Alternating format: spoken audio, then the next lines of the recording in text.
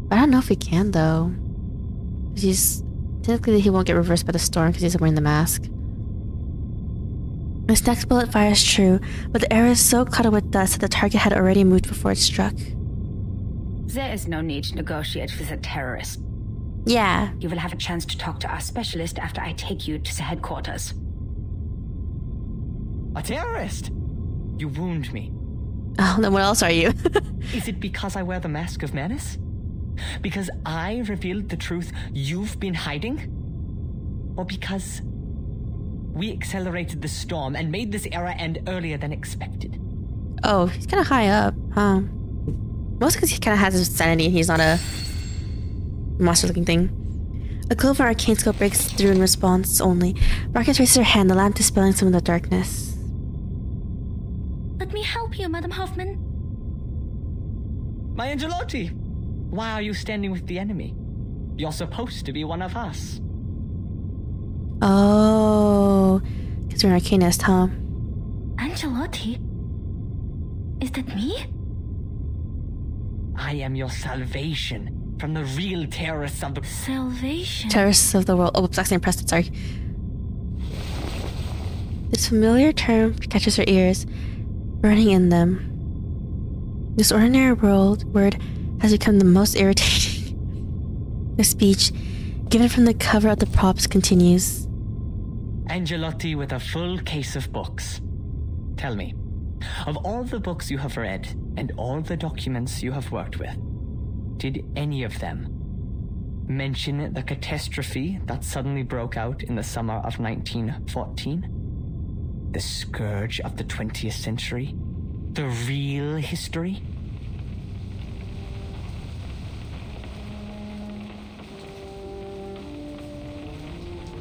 You have such a kind heart, Doctor. Yet you don't know the truth. How are you going to bear the pain when you do? I mean, I feel like Akari knows enough now from Marcus and Hoffman. Fun fact, the Tosca story Angelotti is the character that is responsible for Cardavasi getting into trouble, which almost resembles this situation.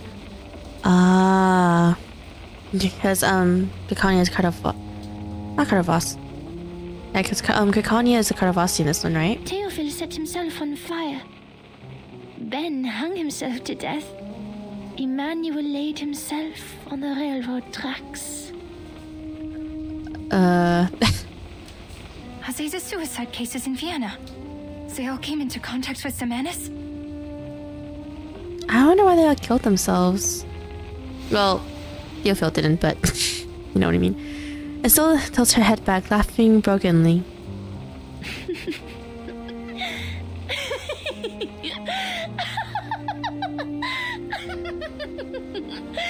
I can see them. I can hear them. The ghosts of future history haunting the city from above. Oh man. Heads full of holes. Heads covered in shrapnel.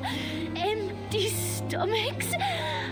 Even the Oh man, seeing these things as a kid messes you up, huh?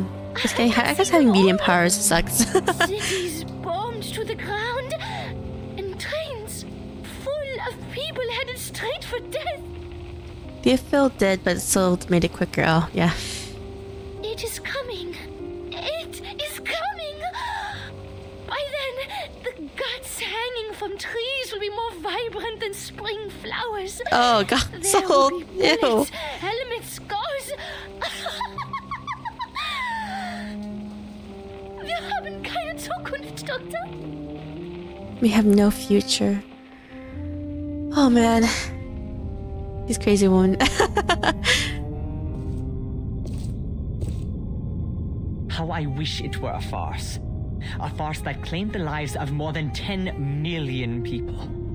A farce that dozens of leaders decided to take part in. Ben, a dear friend of mine. He played the best Fantasia in A minor ever, but came Sudden back from the piano. battlefield missing an arm and a leg. He remembers that day when the generous Mr. Forget-Me-Not stepped across the deck, his question stifled by a skeptical letters. Forget-Me-Not? He's still around? Okay. And Emmanuel, His hands were born to write poetry. But he was sent to the front and dug trenches until he died of disease. Why am I surprised that Forget Me Not was alive? It's not like he died at the end of Chapter 1 or anything. Or no, not Chapter 2. When Emmanuel stopped painting, he couldn't even recall his old friend's handwriting. It was blurry now. While his anger remains vivid. Our hands are meant to hold paintbrushes, play pianos, and write stories. But they end up in gunfire because you narrow-minded hypocrites keep inciting them to violence. Not me. We've already suffered. It's actual human history, not us. Now we have to watch our talented friends sacrifice themselves for man's childish tantrums. Never.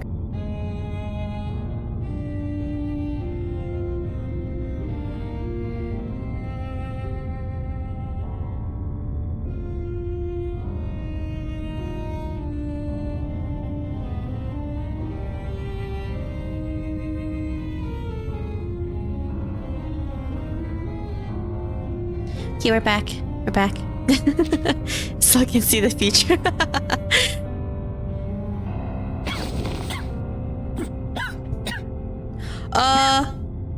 What just happened? I've been quiet for a worrying amount of time, often coughs up a mouthful of blood, drinking attention back to her.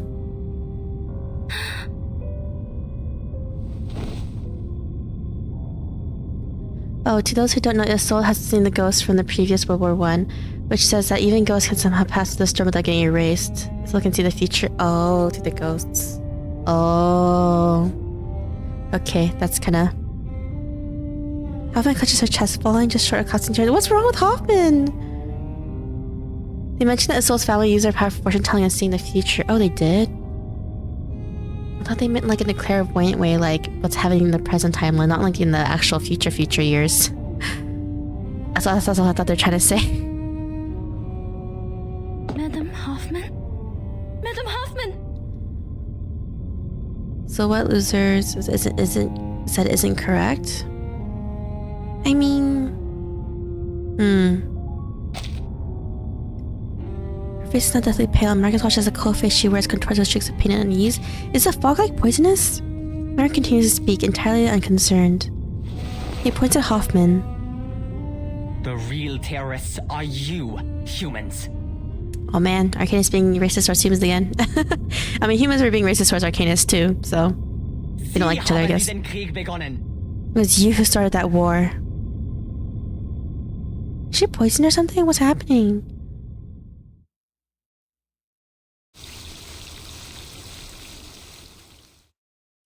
Arcanus is delusional. When is he not, though? What's this? Heavy door. No invitation, no key, no requirement. Just give it a knock. Knock. This is Romania. Fighters have passed since the Martizor. Grandma Gina received several amulets and gave them to Elena and me. Okay. Grandma Gina said that this amulet was for saying goodbye to winter and welcoming spring. I saw some yellow powder mixed into the white hemp thread. Yellow powder? I thought it might be daffodil powder, but Elena told me not to think too much. It couldn't have come from the cemetery. Elena tied a knot on my amulet just like hers, so everyone would know we're sisters. She was so excited for Grandma Gina to see her handiwork that she didn't even take the time to read to me today. She just kept dragging me in front of Grandma Gina. But even now, as I write in my diary, Grandma Gina still hasn't said anything. What? And Elena has fallen asleep. Maybe she'll forget it tomorrow. But I remember it for a long time, because I want to tell her we can't be sisters. The children of the orphanage don't have relatives, but I never said that. There are exceptions, though, like if Elena and I are taken away by the same person, the same couple, then we become sisters by law. Oh, this must be Marcus's point of view. The door of the orphanage is a very heavy door. I don't know how my parents managed to open it and send me inside, but maybe there are a lot of adults who can't open that door, like me, so they couldn't come back together children. If someone knocks on the door and wants to come in, I'll run over to help them, and then I'll ask them to take me and Elena with them. If possible, Andre as well. It's okay if no one comes to knock on the door, because the three of us are together now. You know, this world's... Most of mankind ended up starting the war instead. Don't even try to stop World War I from starting. There was a fortune telling mentioned. I think I was in one of the really early chapters when Isolde first came out, and they're talking about like how everyone in her family like has some type of like crazy power. Double cross. Chapter 6, part 21. Doctor, just the line. What's the small room? Find out later. Why is Hoffman like coughing? Blood. The scent from the backstage strikes her as odd. Something neglected within her stirs to life, pulsing in her chest, constantly pulsing and pulsing. Marcus goes over how her family uses arcane skill for seances and also for art. Madam Hoffman? Marcus stands stunned, watching her role model sink back to the ground. Fortunately, the Guiding One has heard our cries and promised us salvation. The storm will put a stop to this frenetic melody before all of the good, artistic, heartfelt things in life are destroyed before our eyes. Okay. It will wash away the unwanted, the unimportant. The creators of this chaos will be severely punished. Heinrich checks his watch expectantly. It's still a little early for what Mr. Forget-Me-Not has planned, but the actors and actresses are in place. Don't worry, Miss Angelotti. We won't leave anyone behind, nor will we leave any enemy spared. I will eliminate the obstacles for you and help you better understand yourself. So delusional he is. What are you talking about? I know, it's like the time when time reverses, does it really matter? Because like everything's just gonna be erased. Blood courses through her in rapid fire. The sound grows louder and more intense until she can hear it pounding in her ears. The sifting has begun, ladies. Enjoy. The potion specially made by Mr. Forget-Me-Not. A gift from the Picrasma tree. Oh, it's For actually those who have relevant. Arcanist blood, it will undoubtedly enhance their powers, both physically and mentally. Oh man, it is poison. But for the powerless, mixed blood humans, it is lethal poison. Oh, great. Watching the young Arcanist stupefied by the smoke, Herrick only chuckles. People sometimes forget how different humans and Arcanists are, don't they? Marriages between the two races have been common for some time. Oh my god, dude. F you. Jesus. The mixed bloods have become the majority of society. Those with less than 1/4 Arcanist blood, some with even less, have blended in amongst the humans because they don't have any arcane power. The one choice actually goes over the properties of Picrasma. Oh. And so Okay, they are Picrasma, I seen mean. as humans, both by the public and by themselves. And now the punishment for betraying your own kind. You should have stood with us, but instead you sided with the enemy and watched your own kin suffer. The blood that you have ignored and forsaken will awaken, explode, and tear you apart from within. Okay, Hoffman didn't ask to be born that way, okay? Not Mark. Yeah, Hoffman, I mean. Marcus stubbornly supports Hoffman's arm, but Hoffman raises a hand to refuse her help. I'm fine. I'm just a bit... I can still stand. Sadly, you won't be fine for long. Okay, thanks. Mr. Forget-Me-Not is one of the best potion makers.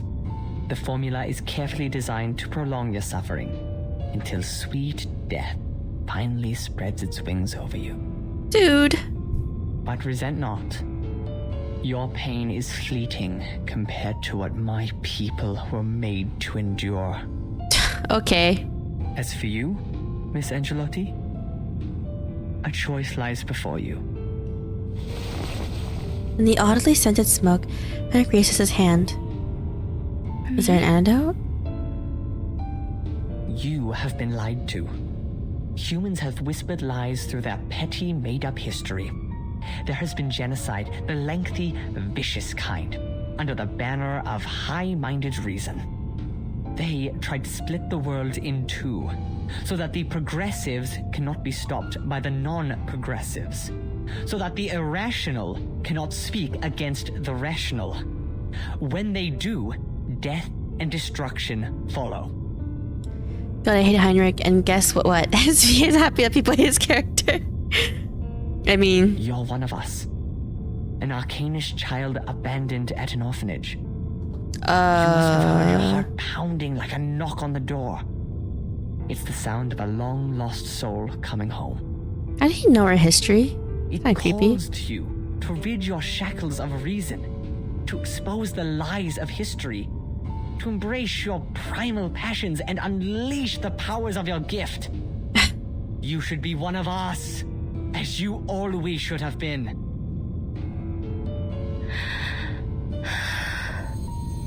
How did he know that Marcus is an orphan? I mean, the management they seem to know about everything, though. The aroma of the picrasma tree comes to mind. Yes, she hears it. Echoes up from the reptilian brain, reverberating along tangled knots of reason and knowledge. He's right, Marcus. This is the missing part of history that they didn't let you go through. Oh man, now we're hallucinating. Hoffman kept everything from you, didn't she? She's a liar! You're here because you want to find the truth. You don't have to work for a human institution. The invasion of thoughts continues without end. That's what happened to Kakanya earlier. Oh, it's a knife. It's a dagger. The dagger is thrown to the ground, spinning on its handle. Pick it up. Drive it into your mentor's heart. Show us your resolve. Oh god. An opportunity has arisen. Take it. A chance to learn who you really are, where you came from, and why you were abandoned.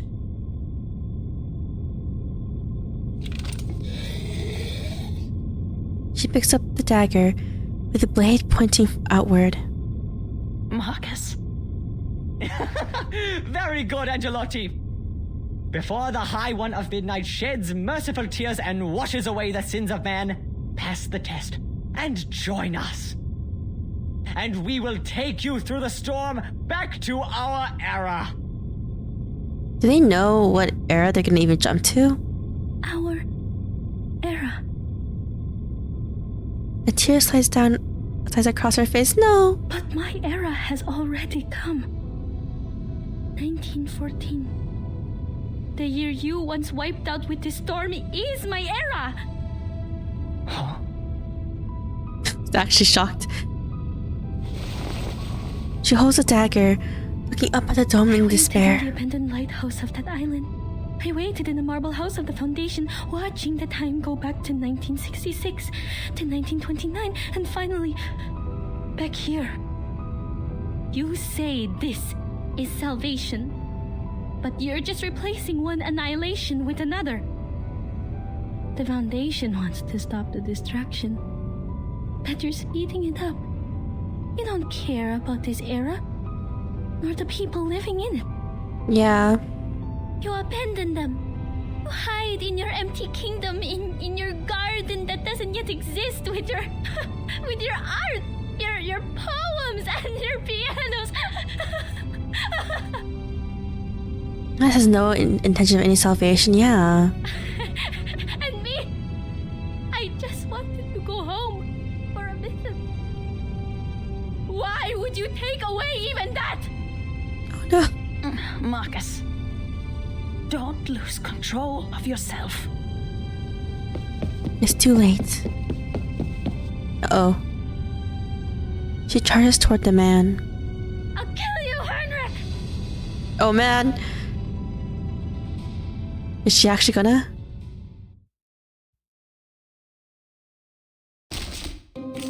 Okay, we're fighting him, aren't we? Spirit, huh? What's this?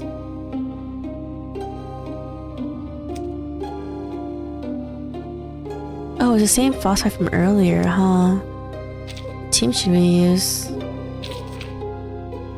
There's only 4 characters. that we can use. I mean 3, I mean, sorry. Well, yeah, or should we use... We'll just use this. Field check complete. Move carefully. I kinda wanna use, several teams. Of course I can't use mineral because my mineral team is too weak, but... Please lend me your power. I admire your courage. It could be found. Be careful. Sharp fang. Okay. My responsibility. This isn't over yet. Don't worry. Ow. Okay. Please stay That behind again. Let's get rid of these first, actually. me.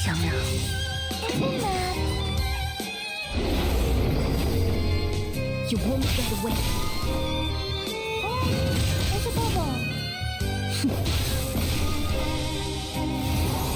Okay.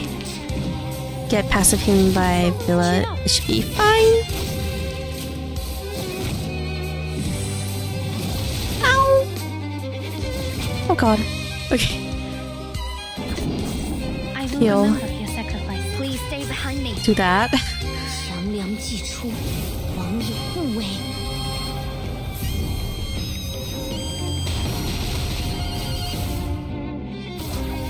For you and for us.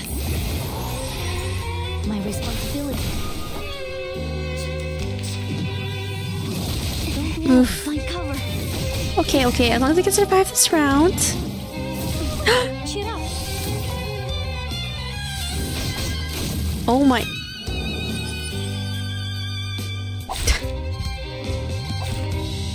Okay, that didn't go well. Look at my back. These guys are stacking up too much extra hits. Okay,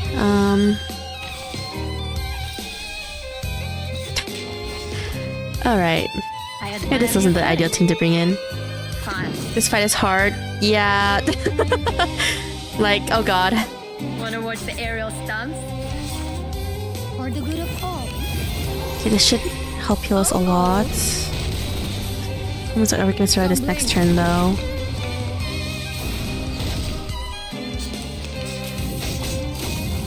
Oof. Okay. We share the same dream. Actually, refresh would do really need healing. Okay, we have healing right there. We're gonna do that. We share the This. same dream. Do that. I admire your courage. Come on, Liang Wei, fall attack please, if possible.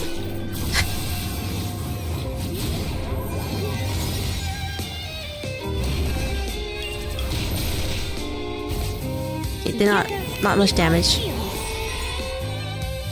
Okay, heal, heal, heal.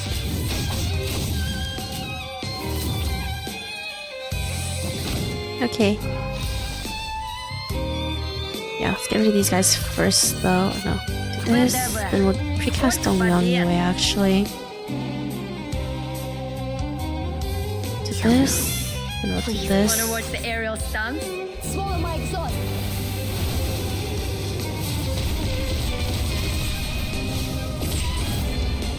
Okay. Not too much damage, but Don't blink. You won't get away. maybe we should have brought the poison team. Okay. Don't attack too much. Okay. It's okay. Cast on her again. I will remember your sacrifice. Fine. Do Please this. stay behind me. Oh man, I just pop his ult. For you Hope and this for us. doesn't damage us too badly. My responsibility.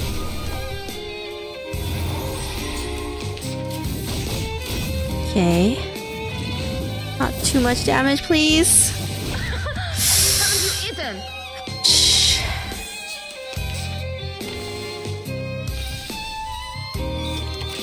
Oh man, we can't get our Moxie up I temporarily. admire your courage. Please. Wanna watch the aerial stunts? Together. Do our best. Be careful. A little trick. You Come on. won't get away. Almost dead. Ow. Not Lilia. Over yet. Oof. I will remember your sacrifice. Healing her. Fine. We'll do Please stay this. behind me. For the good of all. Don't blink. Okay. We only have him left.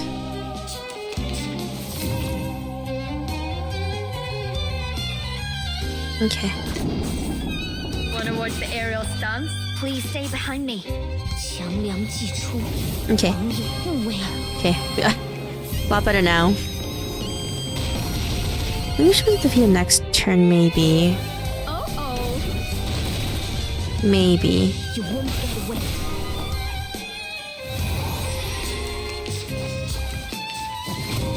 Ouch. I need more attacking cards. Okay, we'll do this, this, and this. Please lend me your power. Uh-oh. Right wing. My responsibility. Oh shit, okay, I was about to say I didn't heal.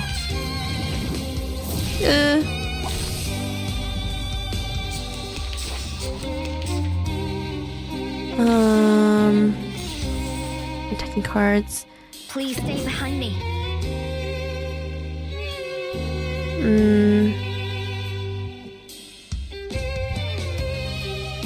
Should we do...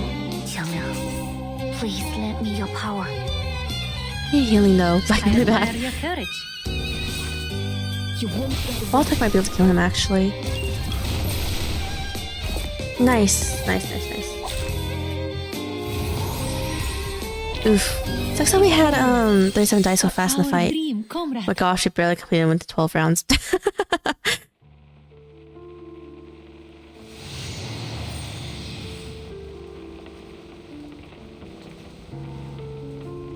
Someone is calling me. Leave here with me, Doctor.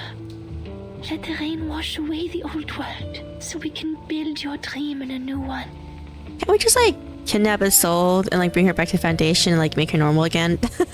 I thought we were on the same side of liberating our oppression, giving freedom to the Arcanists. She stretches out her hand to her.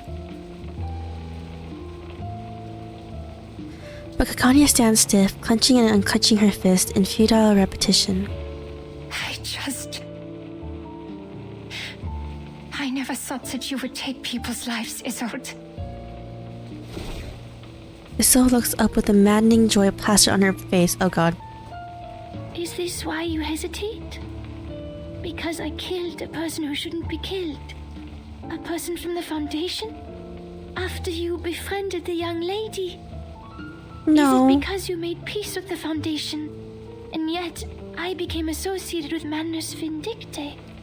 No. She found her answer. Her eyes twinkle with delight. I see now. I understand, Doctor. I will correct my mistakes. Isolde? I killed a man of the Foundation. Thus, you thought I was imposing Manus Vindicte's cause over yours. It displeased you, am I right? Oh, that's not the reason, but... Then I shall prove myself to you. Can do, kill Heinrich? She produces a pistol out from beneath her skirt. Whoa, what? Why? You once helped end Theophile's suffering, and now I'll take on a greater mission. I will take Heinrich's life. For that would make it fair.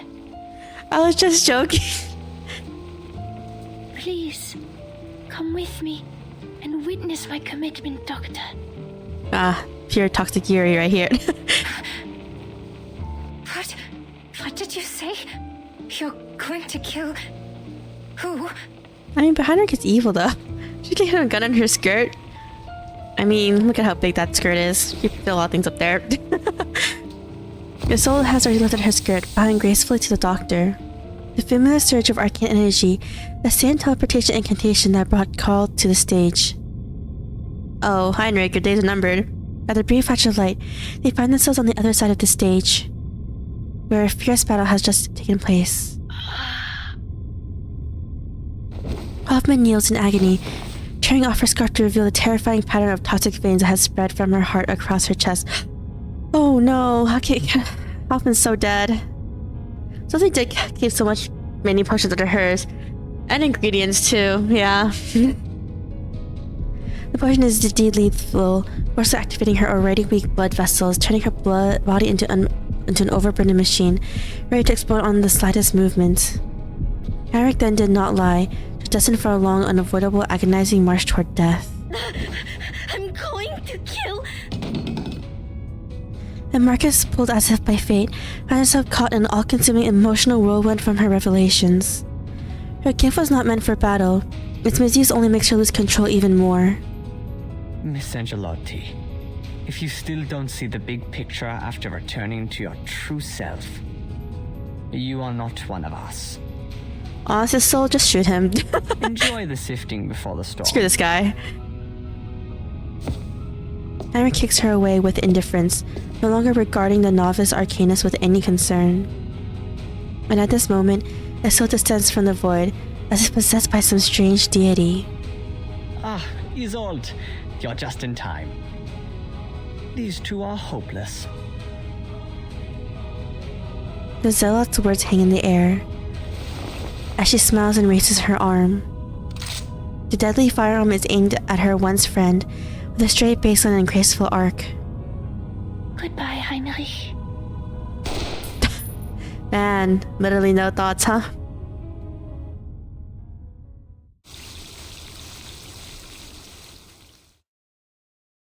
Small room unlocked. What is that? This? What's this? Data booklet. The handwriting on it may be strong and hasty, but it's still neat and tidy. Open the booklet. Hoffman's investigation files. Theophile von Dittersdorf, member of the Circle, deceased. Relationship to the man is vintage unclear. His posthumous work of salvation reveals information about to the storm. Suspected of having had conflict with the members of the Manus Victor during his lifetime. Hotel Satcher versus Café de Mel Satort. Which one? Aww, timing may be decided in advance. Gus Clint, a young man with a particular fondness for squares and diamonds. More interested in women than the Manus Victor. Megan Hild, abducted a young man. A relation to the Manus Victor unclear. Enric, mentally unstable. Okay. Often accompanied by strange odors. Everyone already knew he was kind of unstable, huh? Small Room is the name of the Isolde's character story. It was locked until you beat that stage. Oh, okay. Chapter 6, Part 22. Finished page. Please don't. Uh-oh. It's not good.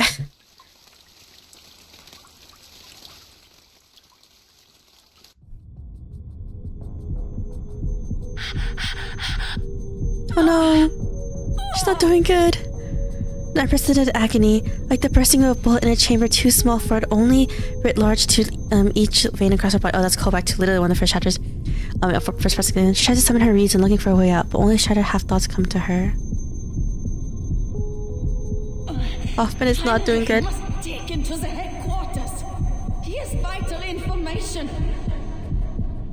The mission has failed. There will be no backup. The storm countdown has begun. Everyone will be called back to the headquarters. This is the night storm. How much longer will we have to wait if we miss this opportunity? Must leave at once. Marcus will have the storm syndrome if she stays here. She is losing herself. Gunshot. Isolde. Kanya. Why are they here? Hoffman? Oh, Hoffman isn't doing good. Tosca. You're turning your dagger at me. Hoffman's not doing good because apparently the smoke / fog is actually a potion that harms anyone with basically any arcanist that has so little, not arcanist, any human with a little arcanist blood in them but it's so diluted, it literally explodes in them and killing them. Remember how Hoffman acted in her diary back in 5.5? Me. The one who showed you the way to salvation. Me. The one who brought you all to the guiding one. I don't know. I don't really care about you, Heinrich. I guess you can just die. With forget-me-not to keep a spot for Kakania. For your sake. Which hurts people with mixed race blood. Exactly, yeah. How could you do this to me? So this is like hurt them if their mixed blood is like less than like a quarter or something like that. Or a quarter or less, something like that. The bullet deviates slightly as it fires, hitting Heinrich's calf in a painful but not immediately lethal shot. Did she miss? Why are you trying to stop me? Oh, Kakania tried stopping her. So let's say that there's no way Isolde would win this. Think of me as a doctor? I can't let you do any more killing. Miss Marcus, can you get on your feet? I'll slow them down. Get Madame Hoffman to safety. Madame Hoffman's gonna die. The camera fades away, leaving only the sound of turgid blood stickily moving through her veins. Alas, this was the world of the Arcanist. Reason is nowhere to be found, and everything is magnified by the senses. The floor is cold, the din loud, the air filled with a scent, one that will lead her to her death. Her vision has sharp edges cutting into her sight. Everything moves slow, making out Marcus as she is plunged into a nightmare. The good Dr. Kakania desperately attempting to hold back Isolde. And Isolde's gun pointed at Heinrich. Heinrich, you seem to be in pain. You seem to be. Shh. It's alright. Soon you will be freed from the pain. I think my next day is like, I didn't realize this girl was this crazy too. Oh no, Hoffman! You are out of your mind, Hoffman. Don't. There must be a better way. But how long do we have to wait for another opportunity like this? You think you can still make it back to the headquarters? You think there will be a second chance for you? Oh my god, hearing the heartbeats. Like, Marcus will be safe. The situation has changed. Kanya's decision is the key to victory. I can't let the clues end here. This is the wisest decision. she runs with all her strength. Go, Hoffman! Isolde sees no new obstacles, focusing only on her initial enemy. She pulls the trigger. Are we gonna shoot Isolde with the sleep bullet gun? Hoffman? The girl, mired in chaos, witnesses the scene. Her reading commences, disregarding her own personal will.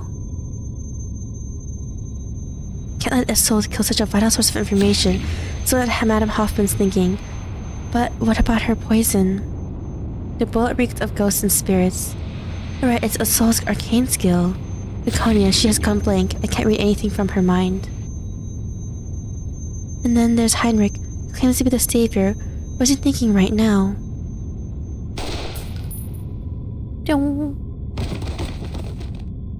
The gunshot finally hits true. One shot, 2 lives. Isolde's bullet pierces through both Hoffman and Heinrich. This is the information her reading provides. No! No! Madame Hoffman! She crawls on her hands and knees to her mentor's side. No! No!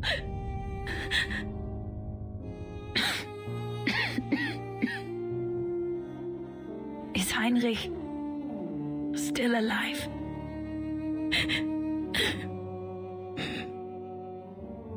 Oh no! Marcus looks at the stage, now coated with blood, her voice trembling. He's gone. I see. Should have been faster. You must take Kanya and leave. She can protect you from Isolde. She won't side with Manus from what I see. Give him my place in the storm shelter. Her arcane powers will be useful to us. Oh no! So the both of you can evacuate safely.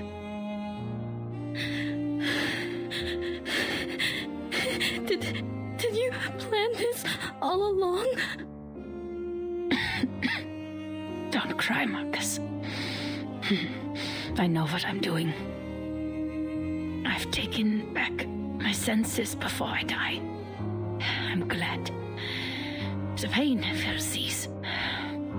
to die with my sanity and rationality still intact. It has been an honor. No! Oh no. Kakanya, can you give her first aid and take her to the station? You'll meet the Foundation there. They'll have better equipment. They'll know what to do.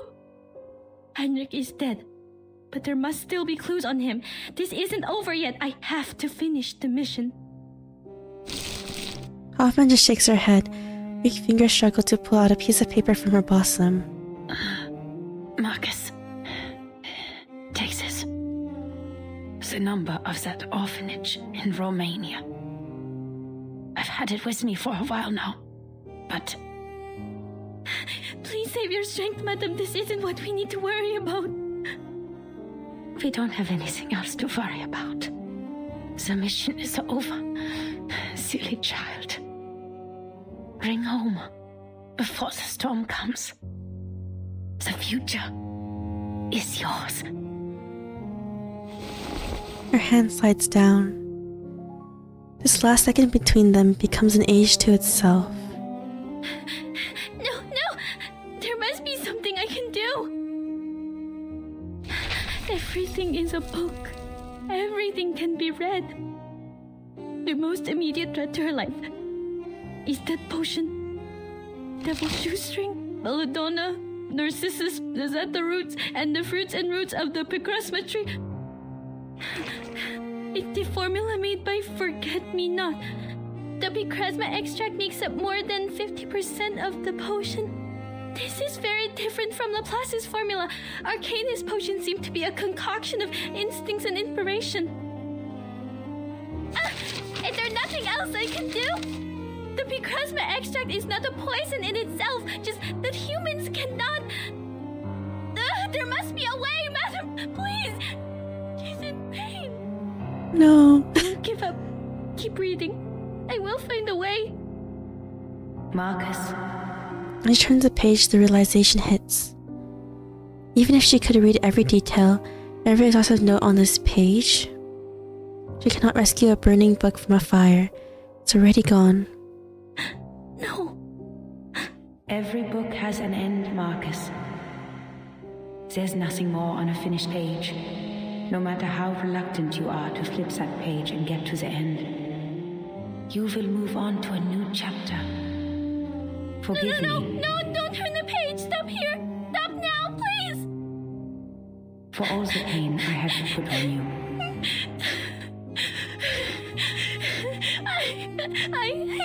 I can't read on. I don't like this ending.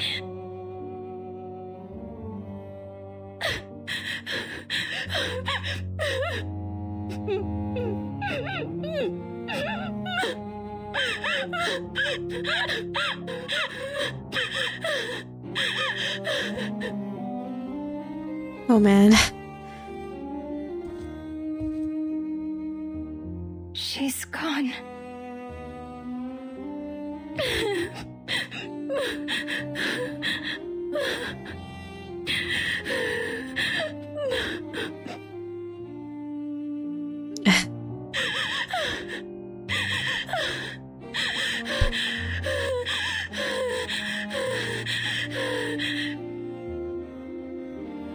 She was an incredible woman. Oh my god, it's so... Stop! And Kanye looks at her face in shock, seeing it to find again the same face she'd spoken of. Mercy. Her suffering ends here. Doctor, have you decided?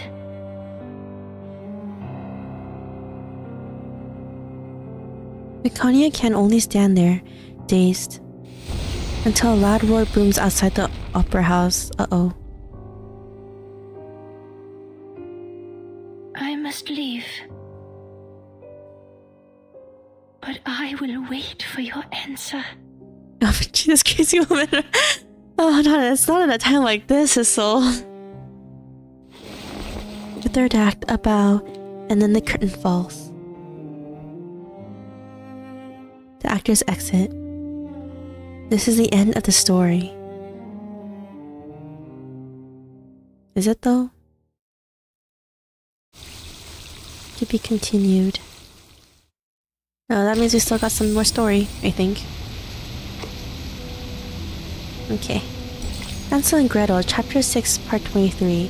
The Brother, the Sister, and the Evil Witch. Okay. Oh my god, Heinrich's and Hoffman's figures are on the ground. Oh god.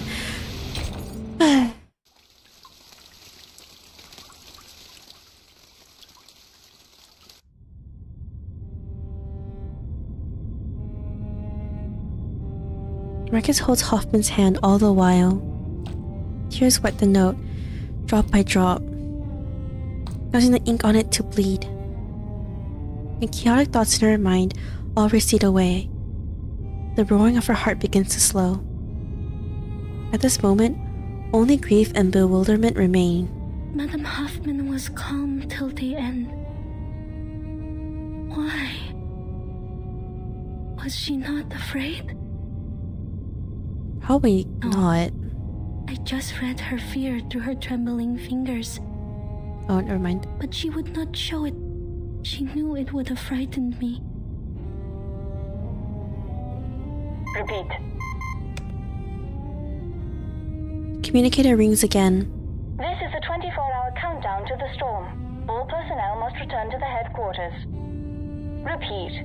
This is the 24-hour countdown to the storm. Hoffman, this is Semmelweis. You must leave now. Last call. You know we won't wait if you miss it. Marcus turns off the communicator with one hand. The storm is coming, Doctor. Come with me to the headquarters. You can take Madame Hoffman's place in the shelter.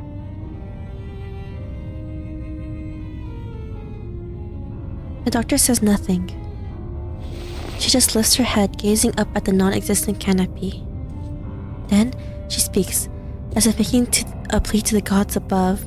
Samwise cameo, yeah! King Midas hunted in the woods, in search of Silenus, the wisest satyr, the companion of the wine god.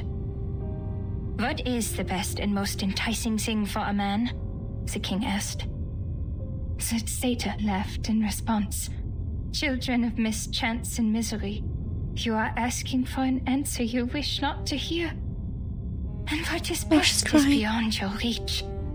To never be born, to never exist, to be nothing.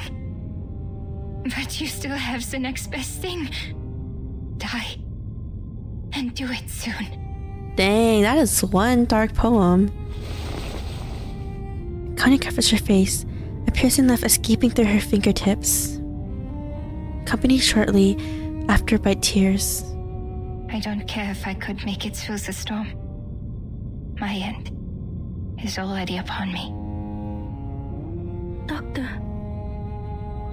I'd rather die here than spend the rest of my life running from the storm. Get to safety, Miss Marcus. I still have things to do. It's a shame that we won't get to be colleagues. She turns resolutely, not once looking back. The young apprentice does not stop her. You're thinking of something more important. Auf der Suche nach Silenus. Seeking silence in the woods. Did Theophil write the poem in the same misery and despair? Then why did he call the painting The Salvation? How much if he didn't? He set fire to every piece of his work, but why leave this one out? And this strange way of drawing? Her thoughts are clearer than ever before. Guilt, madness, blame, a heart that burns through everything, raging through her thoughts. The past that once filled that page, it was gone now. Now no one would make her decisions for her. Heinrich said he showed the path to salvation and brought you all to the guiding one.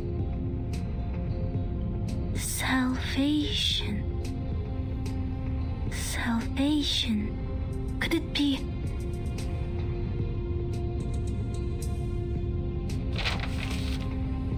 What really scared me was not the threat to my life, the possibility of dying ignorant.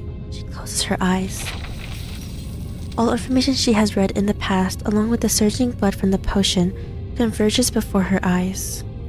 If I succeed, I can prevent the death of someone who holds the clues.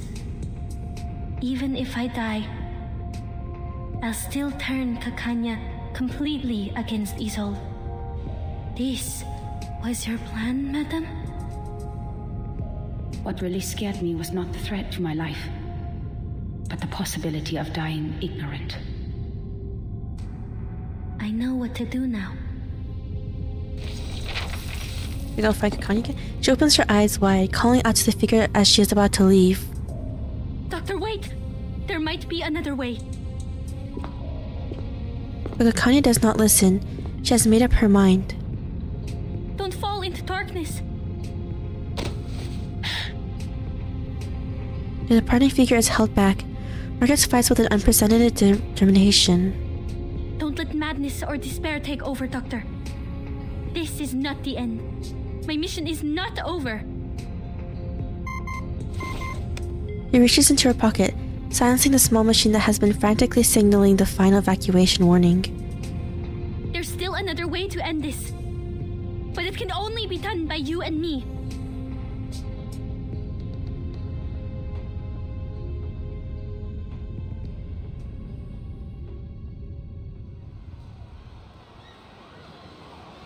Oh man, the outside is like an art painting. A blaze lights up the street, replacing the glow of dead electric lights. People fight, throwing themselves into frenzied hysteria.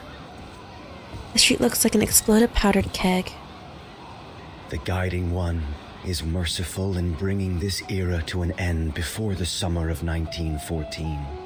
Oh man, it's Forget-Me-Not. We haven't seen him in so long. Here, the nationalists, the internationalists, the arcanists, the rationalists, the progressives, the conservatives, the fanatics, the bystanders. They indulge in passion, insisting that it is their ideals that make up the world. Who would have thought that such a progressive and sensible era would end in a barbaric war? Yet in the end, like dust, they'll be swept away and forgotten by time. Dang, dude. Only the true believers will survive the end.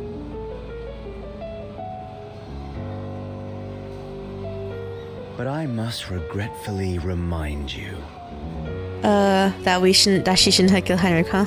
Killing one of our own, despite your merits, is a violation of the rules. Bros behind like the snake is. I will report this to the Guiding One. I'm pretty sure it's fine. This soul's like a powerful arcanist. Her smile remains picture perfect yet hollow. May I have a moment alone, Mr. Forget-Me-Not? I want to look at this city one last time. Whatever you want. He's like, I don't care about you. Forget-Me-Not walks away in boredom. Yeah, go away. I was long tired of this maddening conversation. The soul stands alone on the street. People around her celebrate, dance, releasing their inner repression and their primal passions. But none of that matters to her. She's merely waiting for the sky to fall.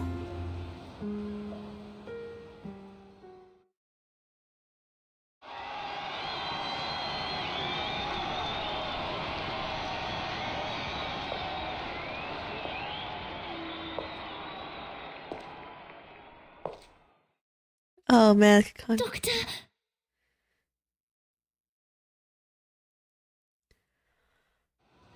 Oh man. Oh, Isolde. I've thought about this and made up my mind, Isolde. You were right. I will join you. I have been waiting to hear this for so long. I know this is what you want. Now I can finally make your dream come true. Oh man. Mikania extends a handkerchief. wiping away her wild-eyed tears of joy. Before we leave, I would like to take one last walk in this world. Would you like to join me and walk to my clinic? Are we gonna, like, look into her mind? But, like, why? What clue does Isolde have?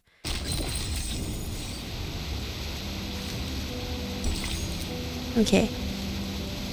Chapter 6, Part 24. Lucevan stelle. I don't know if I pronounced that right, but a circle and time. The beginning and no end.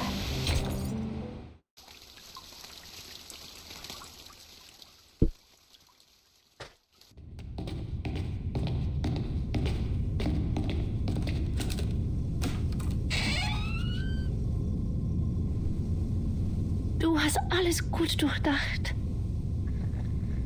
You have everything wrapped up. When Kanya shuts the door, dimming the apocalyptic clamor outside. The clinic remains cluttered, empty, quiet. Only the mirrors no longer flash. Ja, der Spiegel macht mir Angst nach dem, was passiert ist. Yes, the mirror scares me after what happened. Er spiegelt wahrheitsgetreu mein hässliches Gesicht wider. Meine abstoßende Seele. Truthfully reflects my ugly face, my disgusting soul. Doktor, du bist nicht abstoßend. Wie kann jemand, der abstoßend ist, so edle, hohe Ideale haben wie du? Not disgusting, Doctor. How can someone disgusting have noble, high ideals like yours? Vielleicht. Vielleicht haben Sie recht. Es ist Zeit, das Tuch zu lüften. Perhaps. Maybe you're right. It's time to lift the cloth. Kaya pulls back the curtain. The dim room suddenly brightens. Das Licht tut weh. Hast du die Vorhänge geöffnet? The light hurts. Did you open the curtains? Doktor, ich kann nichts sehen. I can't see. An overexposed row slowly reveals the painting. Oh man, salvation. And a strange cold voice. Schauen Sie sich dieses Gemälde an, Isolde. Look at this painting, Isolde. Erinnert es Sie an etwas? Does it remind you of anything? Ich kann es nicht deutlich sehen, Doktor. Es ist zu hell hier. Can't see it clearly, Doctor. It's too bright in here. Könntest du die Vorhänge etwas zuziehen? Can you pull the curtains just a bit? Das ist das Gemälde Ihres verstorbenen Bruders. Die Rettung. It's a painting of your late brother, the salvation. Wir haben eine einfache Tatsache übersehen, Isolde. Bis Heinrichs letzte Worte uns alle daran erinnerten.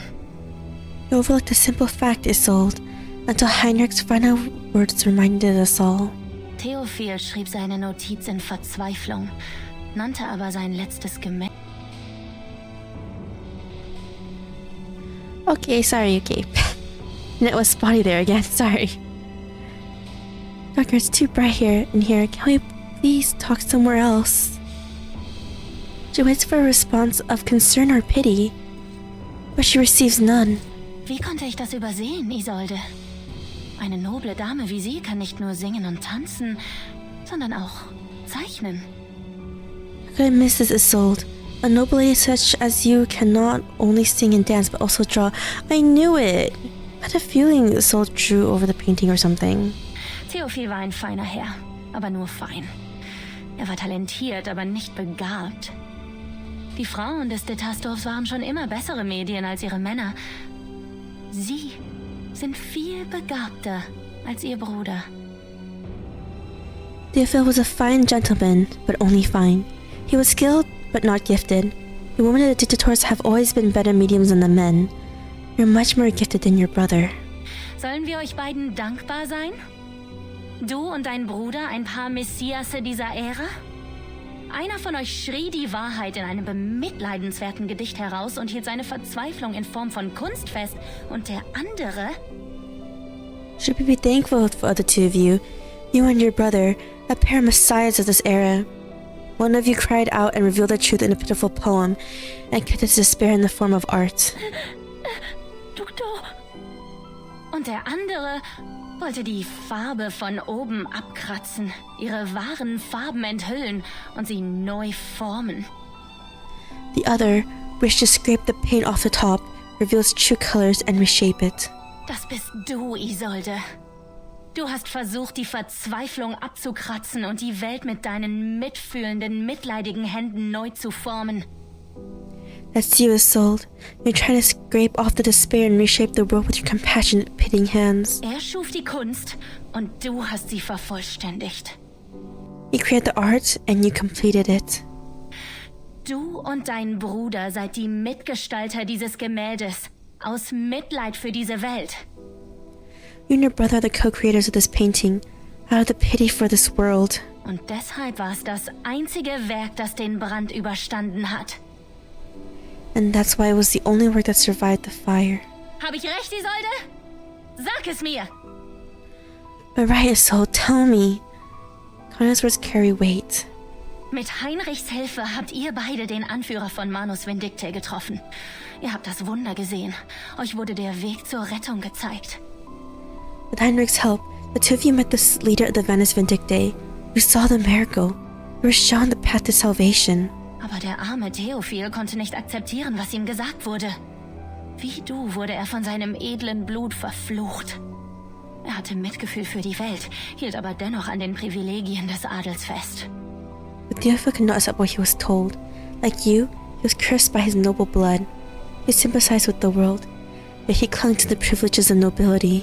Er wollte nicht mit Manus Vindictae zusammenarbeiten, aber er wollte auch keinen Krieg. He didn't want to work with Manus Vindictae, but he didn't want war either. Er hatte seine inneren Kämpfe. Als Begünstigter der Rettung war das Schreiben von Verzweiflung sein einziger Ausweg. He had his struggles. As a beneficiary of salvation, writing of despair was his only way to vent. Er musste sein Leben nehmen, um den Schmerz zu beenden. Und er wollte, dass du dich ihm anschließt, damit ihr beide gemeinsam von der Qual befreit werdet. He had to take his life to end the pain. He wanted you to join him, that you and he would be free of the torment together. Aber er übersah die Tatsache, dass du im Gegensatz zu ihm bereits in Verzweiflung lebtest. Alles, was er hatte und ihm wichtig war, hatte nie dir gehört. Die Zerstörung dieser Welt bedeutete dir nichts. You overlooked the fact that, unlike him, you're already living in despair. Everything he had and cared about had never been yours. The destruction of this world meant nothing to you. Mein Kopf tut wirklich weh. My head really hurts. Oh man. Also hast du aus Mitleid den Abzug gezogen. So you put the trigger on him out of pity. Ich kann nicht sehen. Könntest du bitte das Licht im Raum dimmen? Can't see anything. Can you please dim the room? Betrachte dieses Gemälde. Schau dir diese Spiegel an, Isolde. Look at this painting. Look at the mirrors he sold. Was hat dir der Anführer von Manus Vindictae gezeigt? Was ist der Weg zur Rettung? Ist es ein Zauber? Ein Ritual? What did the leader of Manus Vindictae show you? What is the path to salvation? Is it a spell, a ritual? Du bist die Einzige, die es weiß. The only one who knows.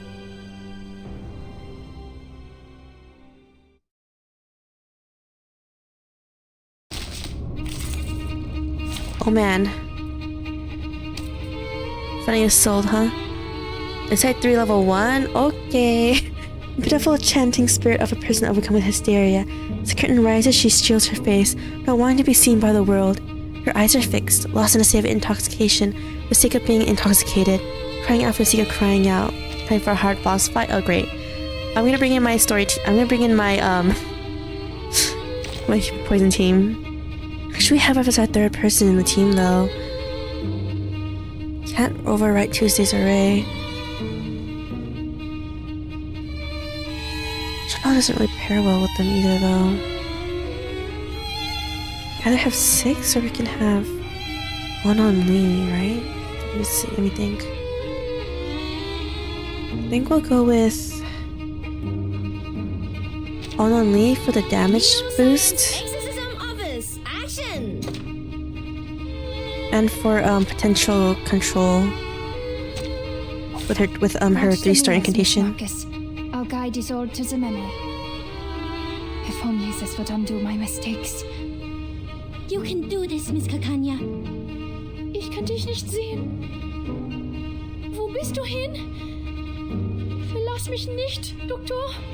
Can't see you. Where did you go? Don't leave me, Doctor. Schließ deine Augen, Isolde.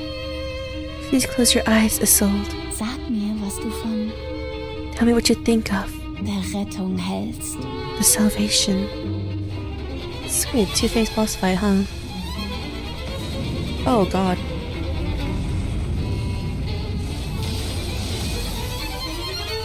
Oh, that's Isolde's ghost thing? For the reveries? I had no idea.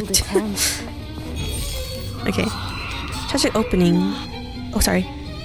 Meine Augen. Wo sind meine Augen, Schwester? Wo? Das Schauspiel begann lange davor, Schwester. Things started long before that, sister. Sie spricht mit ihrer Schwester, die jung gestorben ist. Wo bist du jetzt, Isolde? Look at your sister who died young. Where are you now, Isolde? Nirgendwo Besonderes. Eine gewöhnliche Party. Eine Seance. Nowhere special. An ordinary party. A seance. Wunderer, Schmeichler, immer da, bei jedem Treffen. Admirers, flatterers always there at every gathering. Diese naive kleine Tosca. Sie vertraute ihren süßen Worten. The naive little Tosca. She trusted their honeyed words. Sie erzählte ihnen eine andere Geschichte. Told them another story. Vorhänge im Wind. Das warme Bad der Sonne.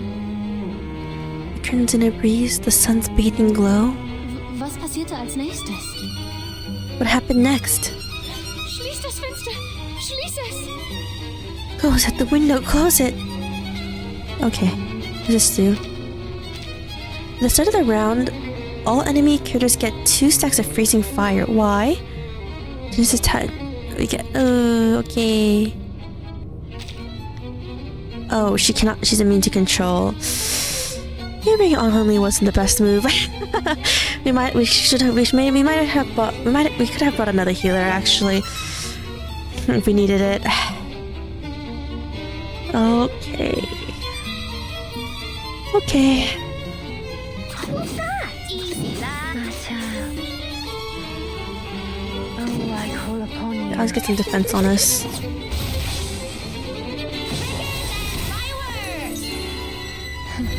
A real troublemaker of a guest, aren't he? Be gone. Okay. Oof, we got burn stacks on us, huh? It's away. As long as we can heal the enemy of each turn, we'll be fine and not get one-shotted. This way, please. Eid, oh, I call upon you.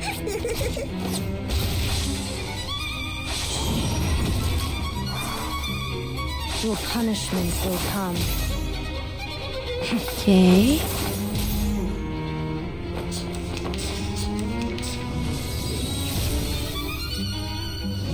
We're not taking too much damage, I think. Okay. What happens if we get stacked?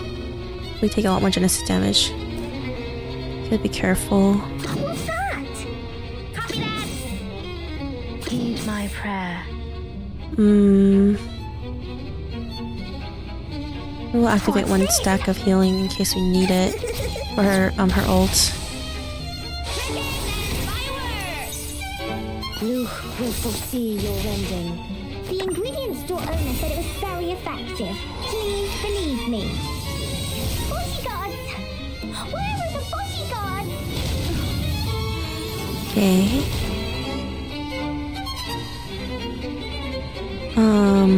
Yeah, let's do this.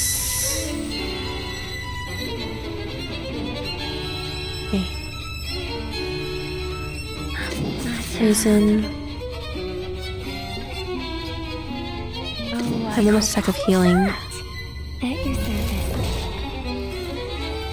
Security handprint on broken glass. Classic. Be gone. Okay. Typhon won't give up his Hopefully this kills the ghost before it launches any huge attack on us.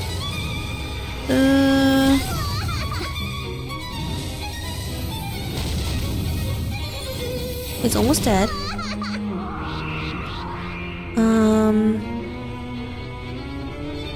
Okay. Do this. I know what this is. Just launch. Your room is ready, dear. This is the gift. A lot of poison added after.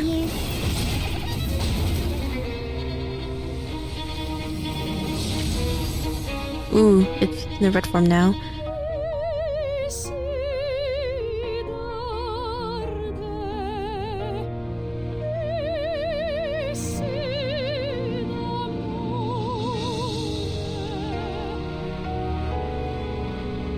Was ist los mit deiner Stimme? Wo bist du jetzt? What's wrong with your voice? Where are you now? Eine Probe. Der goldene Ball. Sei nicht sauer auf mich. Ich weiß, eine Schauspielerin sollte perfekt sein. A rehearsal, the golden ball. You get mad at me. I know an actor should be perfect. Jede Tosca sollte den feinsten Traum darstellen. Every Tosca should depict the finest dream. Sie sehen sie als einen Vogel, der I see her as a bird, Pracht preist. raising its songs in splendor. Aber genießt sie das? Tut sie das? But does it? Does she enjoy this? Ist der Vogel noch da? Is the bird still there? Ist fort. She's gone. Paradoxe öffnete den vergoldeten Käfig. Krause opened the golden cage, and it flew. Oh shit, we didn't get to launch our ult. Oh man, she has no poison stacks now. Okay. Do this. This way, please. No. My child, your room is ready, dear. My child. I'll do that. It's for your sake. Knock, knock. Room service. One good thing I like about Tuesday that she can stack her Moxie.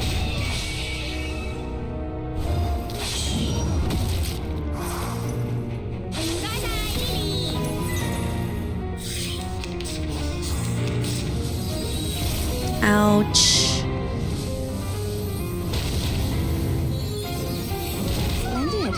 Ow, that's a lot. Okay. Dang, we're not getting any healing. Okay. Kinda need that. What's that? What's this? Check. Check. We'll do one Hag's Bane, then next turn we're gonna launch Store owner said it was very effective. the ults again.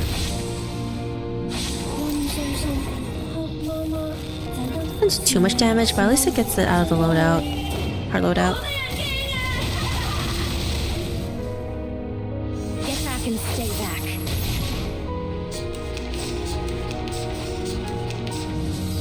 Bloody hell. We shall at least heal the ending of this turn. Bodyguards. Okay, good. Bodyguards. Okay. Do this, Ready, like this, a bonfire. I remember. this, and I this. call upon you. Knock, knock. If only we ranked up. If only when we did. Only when we changed cards around, we could have gotten Willows as 3 stars.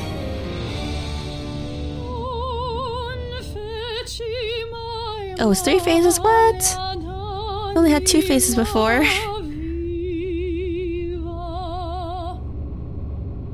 Erkennst du dieses Teil? Das dachte ich mir. Recognize this part? I thought you would. The boss has this fight has a gimmick. We need to stack a burn debuff on the boss. Oh.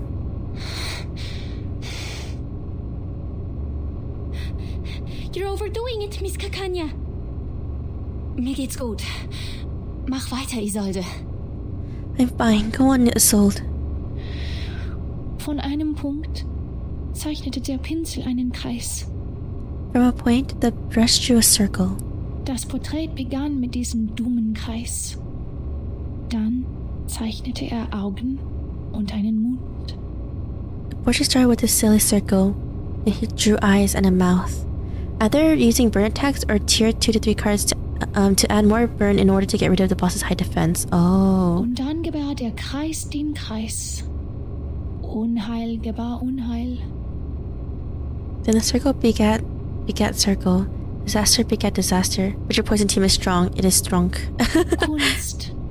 Eine faszinierende Krankheit. Verlangen, Unterdrückung und Wahnsinn. Alles wird durch Kunst ausgelebt. Art, fascinating disease. Desire, repression, and madness are all invented through art.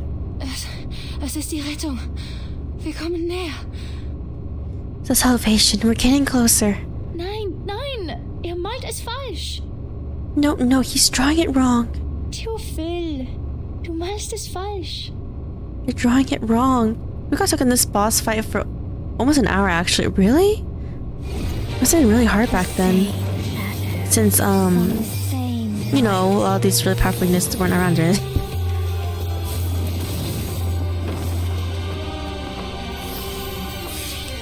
Oh, we didn't get to use the rest of it. Oh. Summon the minion this time. Okay. Do that.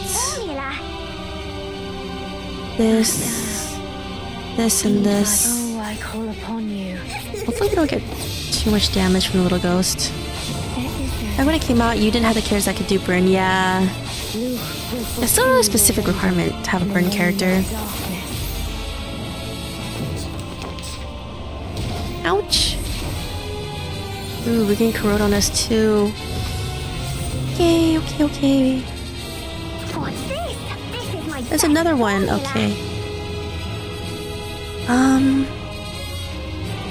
guess I was there or Isolde to make this fight super easy. That's true, could do crazy burn stacks. Heed my prayer. Okay. Let's see. I need to stop a heal this turn, I think. Oh, I call upon you. Let's attack this turn with this. It seems to be mixed up. This should be fine. The convenience store owner said it was very effective. Be gone. Please believe me. Okay, at least we can stop those guys from attacking us. Ooh.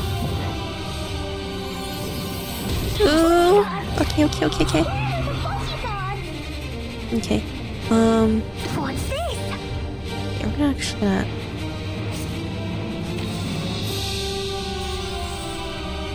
Okay. Buff. That. And more poison.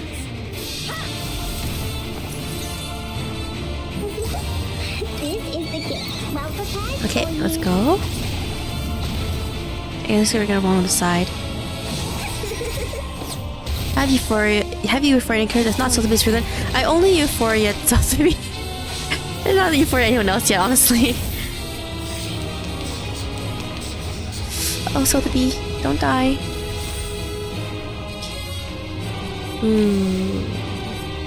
Why are we so low for Sotheby? We have one healing there. Stuck another healing with her debuff. They should destroy it. Makes her way better. Yeah. I only Euphoria Sotheby, not Euphoria anyone else. I really should though, to make some of the older characters stronger.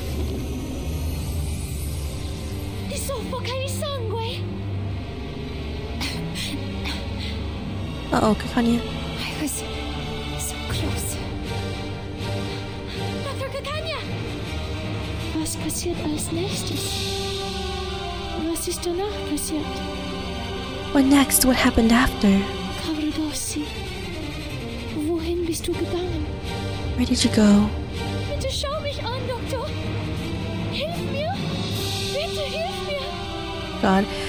Please look at me, Doctor. Help me. Please help me. I'm not being the boss pretty easily. Poison team strong. This team is very strong.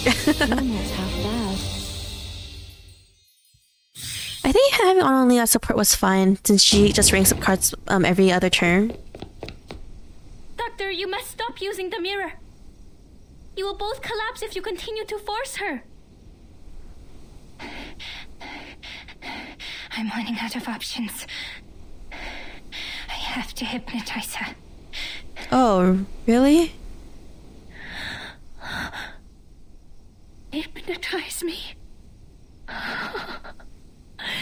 You, Miss Clara, the doctor who resents hypnosis and had even fought a duel to stop it. You are going to use it on me. Dang. Why? What other options do we have, though, right? Hysterical, irrational woman, the wicked witch, the cursed, inconsolable arcanist. Why? Why are you like this to me? Please calm yourself, Isolde. And fix your eyes on this watch. Why? Did I do something wrong again? Am I hopelessly incurable? Oh no. Why? Why couldn't you cure me? Can't you save me from despair one more time? You were never cured. She looks at the beautiful girl, her once friend. But she doesn't know how to save her. Schlaf, Isolde. Sleep, Isolde. Gehe zum Ort des Friedens. Zum Heim der Nacht. The peaceful place, to the home of night.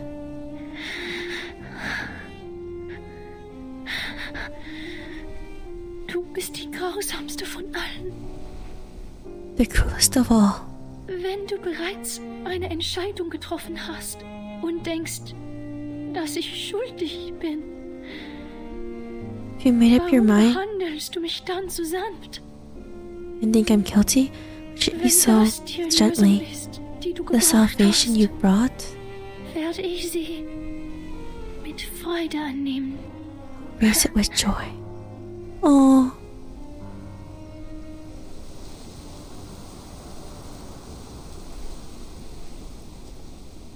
She begins a familiar aria, singing with all her heart.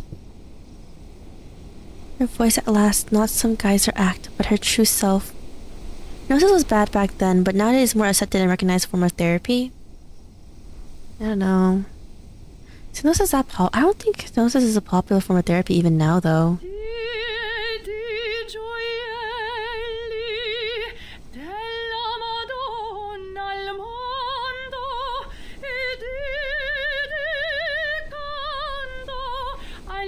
Astri al ciel che ne radian più belli nell'ora del dolor perché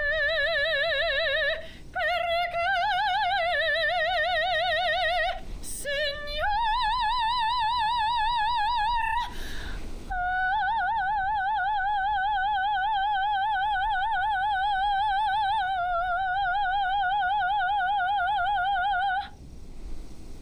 perché me ne rimuovere così.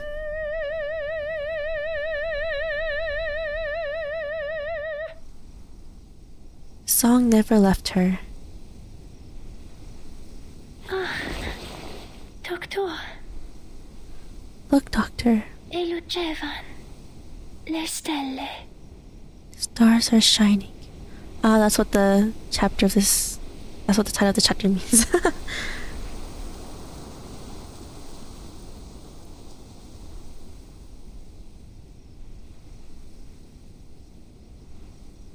Now, tell me, Isolde, This haunting singing, right?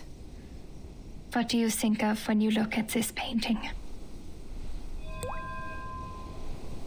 Images appear in the mirror. Clear, bright, and accompanied by the echo of the tide. I am intrigued by the name of your little group. The Circle. Oh, not you!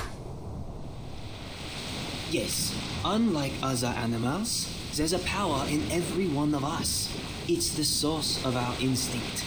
Following it, man survives the cruelty of nature.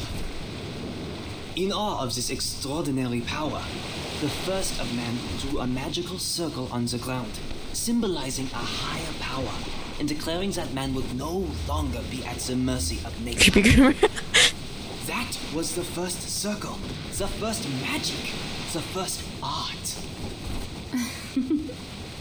An interesting take. I happen to have a circle too. This is also an ancient miracle. A circle of salvation.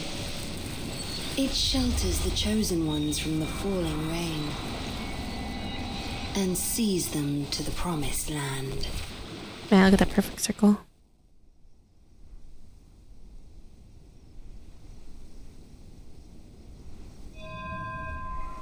A vague murmur emanates from the mirror, like an ancient echo. Yes! That's it! I saw it! Doctor, I heard it! Is it kind of looking straight into the camera? I don't think so. I read the storm immunity ritual! We did it! Because this had to be Isolde's memory, right? So I think that it's... Because, I think it's both Isolde... I think Caconia correctly deduced that both Isolde and Theophil, her dead brother, met with Arcana. So this must have been the meeting of the three.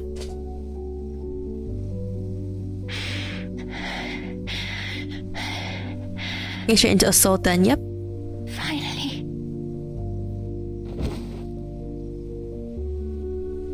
Caconia falls to the ground, exhausted. Oh, how are we gonna carry them out if we can? We still need to escape from the storm. Marcus, ready now to face the community again, activates it. This time, though, it brings good news.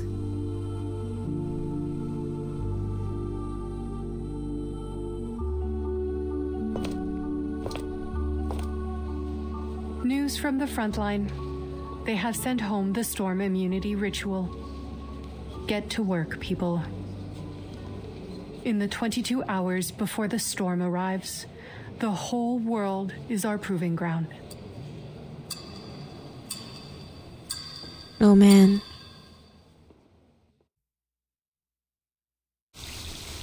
Chapter 6, The End.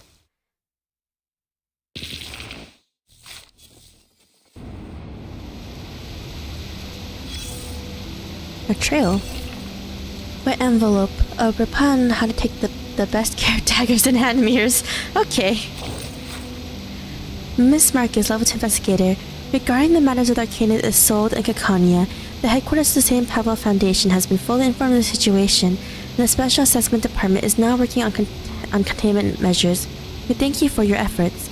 Please stay out of harm's way and move to a safe area before the storm arrives. At this time, the St. Pavlo Foundation temporary containment plan is as follows. Unregistered Arcanist, Isolde von Diedersdorf. A preliminary threat assessment report has been prepared. The subject meets the level 3 containment criteria in the St. Pavlos Foundation underground shelter. You will temporarily mobilize the Razor Squad, a special operations squad stationed in Prague, to arrive in Vienna and assist the investigative team in any way possible to ensure their safety throughout the containment process. Oh, thank God, we have backup. A registered Arcanist, Clara Wingler. Oh, her last name. The preliminary threat assessment has been prepared. The subject poses a low level of danger. In accordance with the Containment Management Regulations, document number 3, no mandatory containment measures will be taken. Please ensure her safety, as she will be subpoenaed in the future as a material witness to the Vienna incident, in accordance with the law. May the peace be with the St. Pavlo Foundation headquarters. I think we'll be tackling the character story for chapter 6 first. Most likely. Any trails that opened up first of all while we were gone? Oh, one did here. A warrior's song. From the weak and the meek, from the last song on the stage. Listen. I never step forward. In solitude I never step forward. I merely stay in place, swaying. A wooden oar. I never step forward. In joy I never stepped forward. I wait until the waves wither to caress the spine of a beast. I never stepped forward. In death I never stepped forward. Unlike my sleeves, my shoes, myself, sink to the bottom of the water until the night comes, till even the helmsman covers his mouth and nose. Then I start to run, picking up the oar, the spine, the helmsman's soul. I never ever stand still. It feels long. It does. It did. It's over now, but any more trails that opened up? Oh, a lot of trails have been opening up after you clear everything from beginning. Trash that has lost the protection of a velvet box and another envelope. Pick it up. What is this? Faltering footsteps. May 26, 1913. We can no longer pretend that nothing is happening here. The world is about to descend into chaos. The upper echelons of the Empire were indeed harboring a Russian spy. Before this, everyone regarded him as the hero of the Empire, but he turned out to be a secret operative, sending his own compatriots to the enemy's guillotine.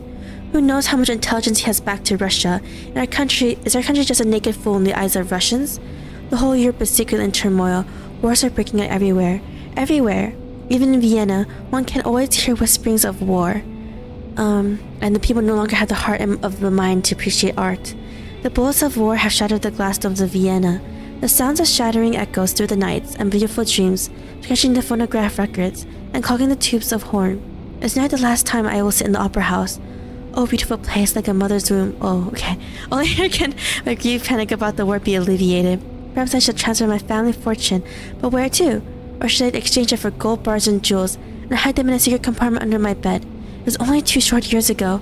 How wonderful it was then. There was no constant call to war between nations, and mankind was as innocent as Adam and Eve before they left the Garden of Eden. No, I shouldn't make such comparisons. I do not wish to face a fate of eternal damnation. For information, Chapter 7 is 30 parts. Oh, that's a lot. With one part being way longer than all the others. Okay, that's good to know. For Chapter 7... the plan is to either split it into 2 or 3 parts, maybe 2 for now. We'll see when we'll see after we play the first part. See if we need to do 2 or 3 parts. Perhaps this is all just basic speculation on my part. Perhaps I've been infected by those madmen who fantasize about the end of days. Now there are a few countries that even come close to the Austro-Hungarian Empire, and I cannot imagine scenes of war ravaging Vienna anytime soon. Such a scene would indeed herald the end of an entire world. A fine leather book, an expensive gold-plated pen. What's embossed on its filler box, Fisher? The good parts have already been ripped off. Dang it. Just leave this broken book in the trash.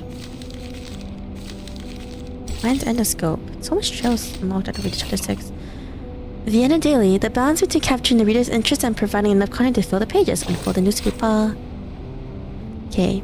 Of course, it's a section on the Vita stores, huh? Isolde, Pearl of the Empire. Adidas stores, remembering their brilliant and fragile Viennese virtuosos. The Jonas family has left a prominent mark in the history of Viennese opera, their bloodline birthing both an overwhelming operatic talent and an inescapable tragedy. 2 fairies together plucked at the heartstrings of the Viennese people, plunging them into a deep infatuation with the female performers of Diderot's family. Sonia got you down, anxiety running your life? Perhaps it's time you visit the Secession building for a cup of tea. Give your deepest fears and desires, and cries for Kakon your welcome at the Secession building.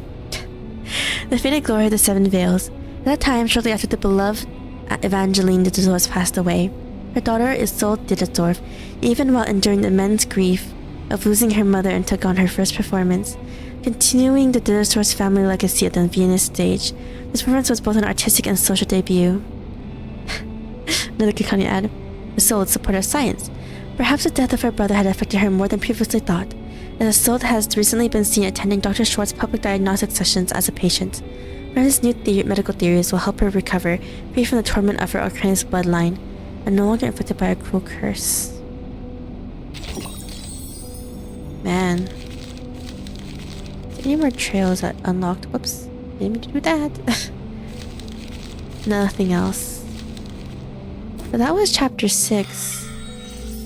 Chapter 7 unlocked, huh? Baron Somt. I don't know my Latin. I think that's Latin.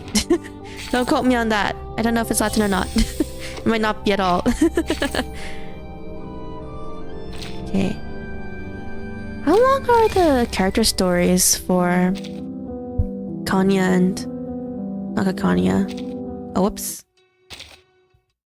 Let me see. A painting based on the mysterious island? Oh, this was a Chapter 6 trailer. The opera Forgot. Oh, poor thing. Every member of that family. I I didn't know they would show the trailer for chapter 6 here. Not on the actual main chapter. Theophil has left us. Behold, my late brother's final painting, inspired by the Golden Isle. The salvation. Miss Dittersdorf, I know your brother's death has affected you deeply. Doctor, you need So to we're seeing the release chapter 6 your trailer passions. after we finished it. The Golden Isle. The island of the painting. Is that where the timekeeper is at now? Oh, she looks so cuddly. How did Theophil know about the storm and the island? He belonged to an organization called the Circle. It's the symbol of the Circle. Are they really just a group of artists? Whoa, What do you see pretty. in the mirror? I see golden circles. Theophil in the fire. She never watched chapter 6 trailer, so crazy seeing it all animated. I heard a shot. Whoa! All these assassinations at the same time? Will our people be able to defend themselves on that island? To help them is to help ourselves. I can see how you burned with passion. I find it real funny how they would revere this golden isle when it's just an island filled with magnets. That's one way of putting it. The same dream as you. I am intrigued by the name of your little group. Man, kind of showed a lot of spoilers, huh? Actually, the chapter 6 trailer in a way. Even if the world ends tomorrow, we still have a show to watch. And these math nerds aren't into art, definitely enjoy. not.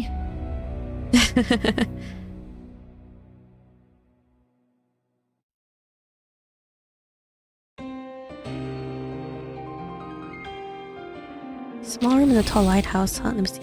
2, 3, 4, 5, 6, 7, 8. Oh, it's these, huh?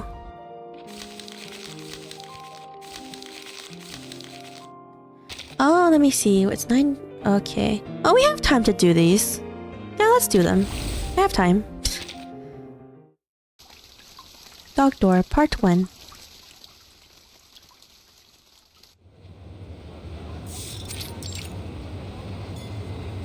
Ring Road. Oh, I forgot these are not voiced. Sad news indeed. Most unfortunate and disappointing news. Stamping his feet in anger, the gentleman lets out a wail of frustration. I'm not sure that.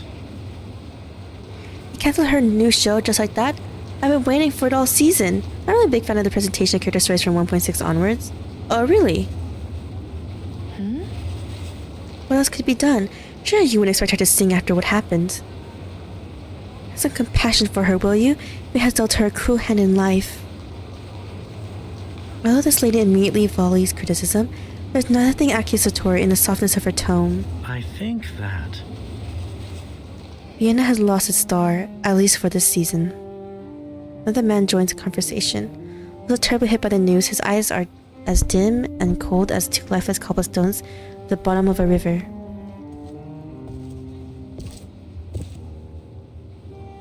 He walks to the rear of the crowd with heavy footsteps. I saw it with my own eyes, the entire thing. She left the Vienna State Opera in the afternoon. She must have planned to take a walk in Wales, Jeher Park, as she always does on Thursday afternoons. On that day, her dark curly hair cascaded over her shoulders, and her face was as pale as porcelain. She was in a lavender dress with a soft wool shawl around her arms. She looked pretty and fragile, like a doll made of glass. It's mainly just visual novel only parts and a bunch of battle rounds that are separated. True. Which means... Did you see her? Or minigames. Yes, I saw her faint. The gamer section in between visual novel stories. Yeah, I like having actual gameplay. She seemed perfectly fine when she took leave of the theater manager, but after a few steps she started shaking. She whimpered and scratched at her pretty face.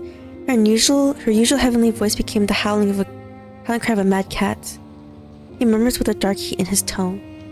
A light of sinister delight flickers in his eyes. Her servant tried to stop her, but it was too late. She ran off, tripped over her dress, and fell down the Albertina stairs. They helped her up, but by then she'd already fainted. That's surprising. God in heaven, poor thing. His audience responds with gasps and sobs. Man, these guys just sensualize, just like romanticizing her illness. It's just kind of messed up. It breaks one's heart to see such a thing. Soon her physician came. He'd been at her side all day. It was only in a brief moment in that a horrid affair occurred that he was attending away to another matter. I gotta sleep now. Thanks for the stream, Belle. You're welcome. Good night. Have a good sleep. They take her to the hospital. How is she now? Oh heavens, this is terribly sad. Most unfortunate for a talented lady such as her. She's so delicate. Even a strong gust of wind could whisk her off her feet. And now she's come to terms with the painful fact that her dear child has been cruelly taken from her. Oh, this is Isolde's mom, right? Lady Whips opened her mouth of pearl band to hide the tears that are now streaming down her face. Thank goodness she still has Theophil. Still, it does little to ease a mother's pain. Oh, this must be before Isolde was born, actually, huh? She continues to mutter to herself, though her cheeks are still wet with tears of compassion. There's a quiet joy in her heart as she attracts the other's gaze. Wow. Screw you, woman. None of us also had the courage to face such tragedy. Having to witness her own child taken by death at the seance 3 days ago must have destroyed her. We were all there, you know. Lily, Marlene, Fiona, and I. Poor little girl. Such a lovely little thing. So? Little Trista, she was only 3 years old. Oh my god. Try to do a seance with a girl 3 years old. Her rosy cheeks turned grayish blue within seconds. Her pale lips were stained red with blood, and 2 golden tears welled in her empty eyes and round down her cheeks. She died in a moment just like that. Whoa. That swing song didn't fade away. The whole night it was trapped in her throat. The little songbird captive in his cage. Wow. Okay.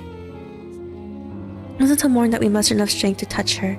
She was still soft, as if she were only sleeping. Wow. She gently flutters her fan as she reveals more and more details to the crowd. They listen in breathless suspense. I don't know. I didn't know that. Fine, I admit it. I was too harsh on her. One will be able to sing on stage in the wake of such misfortune. I think that... She should rest. She must be devastated, poor thing, losing her child like that. The gentleman takes out his silk handkerchief and dabs at the corner of his moistened eyes. This is a situation in which sympathy is the only appropriate response. Wow. I don't think you feel this way.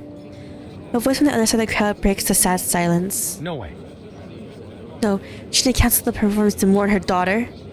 Did you forget? She showed up at the rehearsals after her daughter's death. I saw her just yesterday. His face rends with frustration at these speculations. Her doctor came to me that very night with a dissected rabbit in his palms. A quick look made it very clear. His eyes are red and bulging, just like the pair of distended ovaries he saw inside the rabbit. Ew! She's with child again. 2 months into her pregnancy, in fact. The announcement of a new child is just 3 days after her daughter's tragic death. The change in the rabbit's ovaries told us everything. What? Using a rabbit's ovaries to find out who's pregnant? What? That's so weird. But I can show you, good people, for it is evidence most irrefutable. Evangeline must rest, no matter how much she loves the stage and her audience. She has no choice. She has no choice. Oh my god. That was her first appearance in Vienna. A fanatic and mad admirer bribed her mother's doctor, subsequently discovering her existence through a fluffy and oddly bloody pregnancy test. Perhaps soon these rabbit tests will become mainstream method of determining pregnancy. Who's laughing? Who is this? Who knows what happened in this world of turmoil? Someone approaches from behind, the figure of a child. Favored by the god of theater, this child is a star, even from before birth. In the many years that followed before she made her debut, people talked of her as the girl who arrived upon the wings of death. Is that so? But is she really an opera singer? The voice pauses, awaiting an answer. Look at her, Isolde, my lovely little sister. Oh, this is the dead 3-year-old child that is messed up. She's a new star of Vienna, gaining both fame and fortune in the theater. As a singer, her name has surpassed that of our mother, who is only remembered as the perpetrator of that appalling crime. But my sister has never performed in a play, not even once. She's there, but she also isn't. She's many people, including me, my voice in her throat, my smile on her face. On the stage, many spirits wander. There are men's voices, women's voices, and even children's. Is this a sister or is this Isolde? You can find them all. Different songs, different stories, but they aren't hers. Yes. Rather innovative, isn't it? Child spirits in an operatic performance. Emotion she has never felt gleam in her eyes and flow from her mouth. She holds the spirits as they gently fall upon her, as she is held by the stage. Yes, that's right. Yes, silly goose. My little sister was never an actress, but she's but a stage upon a stage, a pretty glass vessel. A little hand softly touches your shoulder, and the other points in the darkness. Now look over there. Okay, what's happening? A door? Why is there a door? How strange. Am I right? Did I guess what you were thinking? Figure burst into delighted laughter. You all know what a stage looks like. There are no walls, but there are doors. No. No, not the entrance doors to the theater. I'm talking about the doors behind the wings, hidden ones that lead backstage. The hand wraps on the door. This is the first door. A narrow doggy door sitting an inch above the floor, painted in a calming blue. Who uses it, I wonder? Could it be a border terrier? At a well-proportioned 6 kilograms, it would fit through the door perfectly. Be rather pleasant to keep around. A little angel in the home, a loyal and energetic friend, whose little paws softly tap across the marble floor. No. But no, the door isn't made for a little Scottish hill dweller. Their feet get muddy, their fur dirty, and they have the pitiful little faces of a beggar. What? No, they don't fit in at all as a spotless home. Those who live here must be presentable and praiseworthy, with manners learned from the most esteemed of teachers. The terriers sprint past you as they chase one another, a flurry of wind rushing by your left calf. Something taller, heavier, and calmer emerges from the dark. A warm breath settles on the skin of your right calf. Ah, very good. Leonberger. They were stalwart friends of our Honorable Sissy, the Empress of Austria. You were once madly in love with them. Has a soft black and brown coat, posh reminiscent of a lion, an intelligent mind, a kind heart. Most importantly, this is an expensive breed. It's quite an excellent reflection of its owner's wealth and refined taste. It weighs 150 pounds, good boy with a sturdy build. It's 28 inches at withers, a trustworthy protector of your wife and children. The voice disappears along with the warm breath. The majestic dog raises its 100-pound body and dissolves in the shadows. What a pity. It's much too big to fit through this door. No, this can't be it. The girl lets out a regretful sigh followed by a bracing breath. Her face is barely visible in the dark. It's how you know she is smiling. You see, this is my door. I fit through it perfectly. It wasn't always exclusively mine. There are other people who were the right size and met the other conditions for its use. But time is cruel. Turn Theophil and Isolde into adults, taking them out of their little 5-year-old bodies and placing them with new ones with big hands and feet. Now I alone can pass through this little door. Every dinosaur's child knows how to use this door. Just lower your head, bend down, and crawl through it. Yes, that's right. Since I'm the only one using it these days, I have a new name for it. The Door of Trista the Forgotten. Little hands lying on your shoulders give a gentle push. The door squeaks open. It's much easier to pass through than you had imagined. Bedroom. Oh. Isolde's mom actually has a character design. Hush, my baby, dry your tears, the cradle safe and warm. While Evangeline is here, the source of sweet humming. Our mama, we all once lived inside her. Oh, you don't say it like that.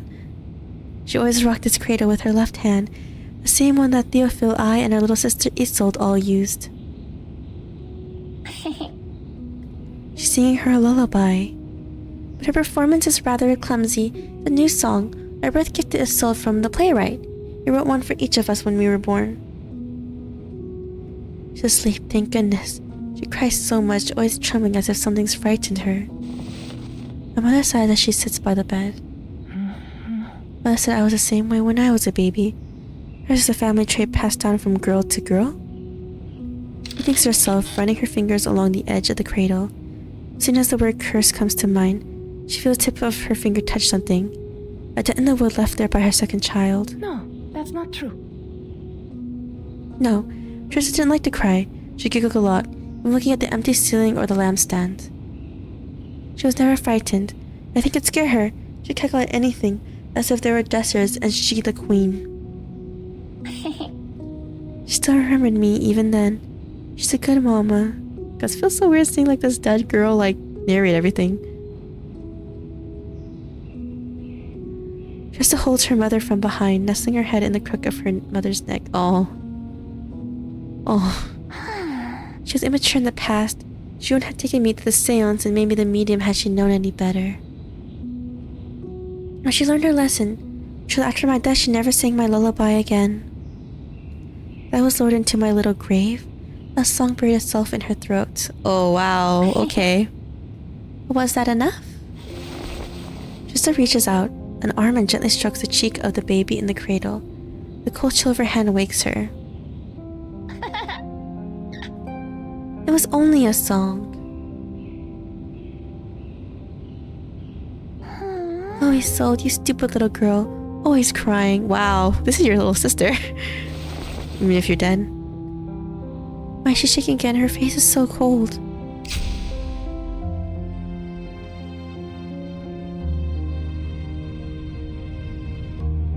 However look at it, my failure laid the groundwork for Isolde's success.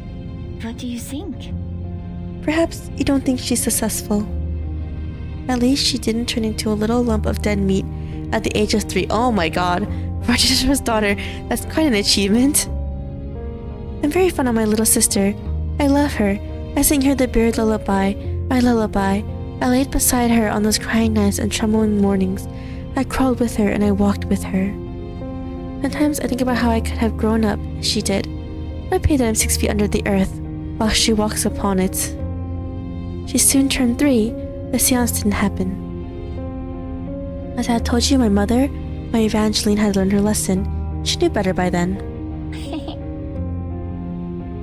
She continued to put off my little sister's first seance for many years. She was 6 by the time she was led into the candlelight.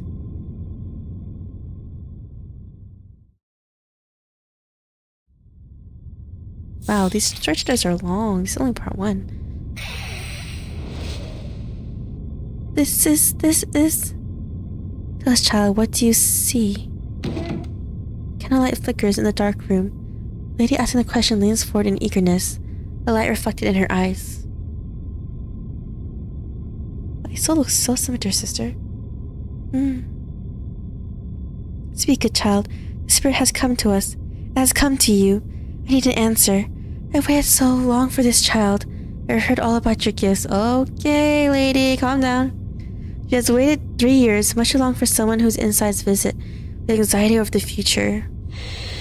Isolde takes a deep breath, letting it out slowly.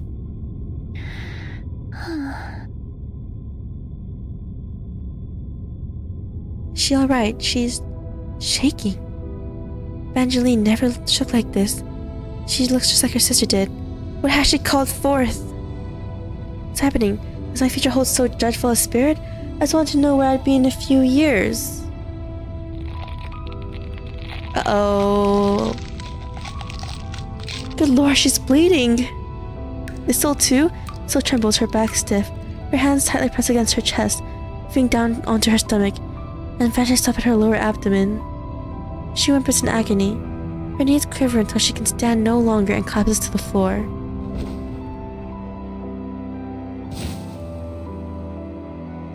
Candlelight is flickering. She did it! Oh my god. She's being forced to suffer this pain just for a seance as a kid? I see. Her pale arm writhes under her sleeve like a thin white snake, His head, his red tongue flicking toward the lady. I see you, and I see a green. Birds are neighing and wind is blowing. The wind. Right just from her nose and down onto her chest, blending into the rows of dark colors on her dress. The air is filled with metallic smell of blood. Oh my god. The wind is blowing and blowing as it came from the window. That's right, it's wind. I see it now. It's the wind, the curtains. So abruptly lifts her body and starts rhythmically slapping her bloody palms against the floor. Ow! Oh god. Shoot. Oh, what's that sound? The windows are thrown open. An icy wind rushes into the room, nearly extinguishing the candles. Wind? How? We locked the window. Oh, Things wrong. It's terrifying. She's getting out of control. Isolde! Oh my god. Everyone leaps to their feet, grabbing to reach the door first. Amidst the chaos, the young girl stands up. Isolde, stay calm. Isolde. To her, the calls of her mother sound like echoes from a faraway place. Isolde simply drops her head and gently nibbles at her nails. Close the window, she mumbles, her bloody lips opening and closing gently. Then, they open wide. She cackles with delight before screaming in a voice that is not entirely her own. Close the window. Close the window. Close the window. Oh my god, it's so creepy. I'm speaking in a girl voice.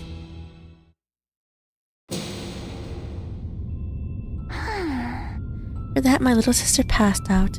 Her first seance ended in disarray. We were scared. They didn't believe her to be a capable medium. You would have thought the same had you seen her blood-splattered gown. The sense of failure of me and my sister completely shattered the curiosity over these seances. We started to believe that our ability to channel the spirits had become too strong to control, that the practice was someone evil. For some time, we of Vienna lost all interest in the seances, and consequently, Mama was snubbed. But this didn't last long. Oh, really? She offers a gentle smile as she tucks her curly hair behind her ear. Annette Mayer spent the rest of her life afraid of the color green because of the prophecy brought forth through my sister, met her end. She died on the street. A frightened horse charged towards her. He was wearing a green saddle blanket on his back, and a shining green gem on his forehead. Green, more green. Miss Mayer was utterly terrified. She screamed, and as she dove to the side to dodge the approaching horse, she stumbled over a step and fell onto a roadside bush. A sharp branch pierced her chest. Whoa. So Isolde imitated her death, huh? The seance. She does a small circle on her chest, marking the location of the wound. Ah, eerie, isn't it? All of Vienna was wholly convinced prophecy was true. Once again, they gathered around Mama and my little sister, like ants reporting to their queen. Oh, of course, little Isolde lived. She was depleted by that seance, never having had a strong constitution, and having lost so much blood during the ceremony. But slowly, her health was restored. That was a risky night. Accidents are common in Arcanum. Slightest of changes can lead to completely different results. My little sister were a little younger, or if she were pushed a little harder, she would have seen what I saw. Hundreds of soldiers lying dead on a battlefield, children orphaned before their eyes, the endless explosions and the golden rabbits. What a pity. I was this close to having a little sister who's just like me. So Trista saw the war. She died from the backlash of it and she became a ghost.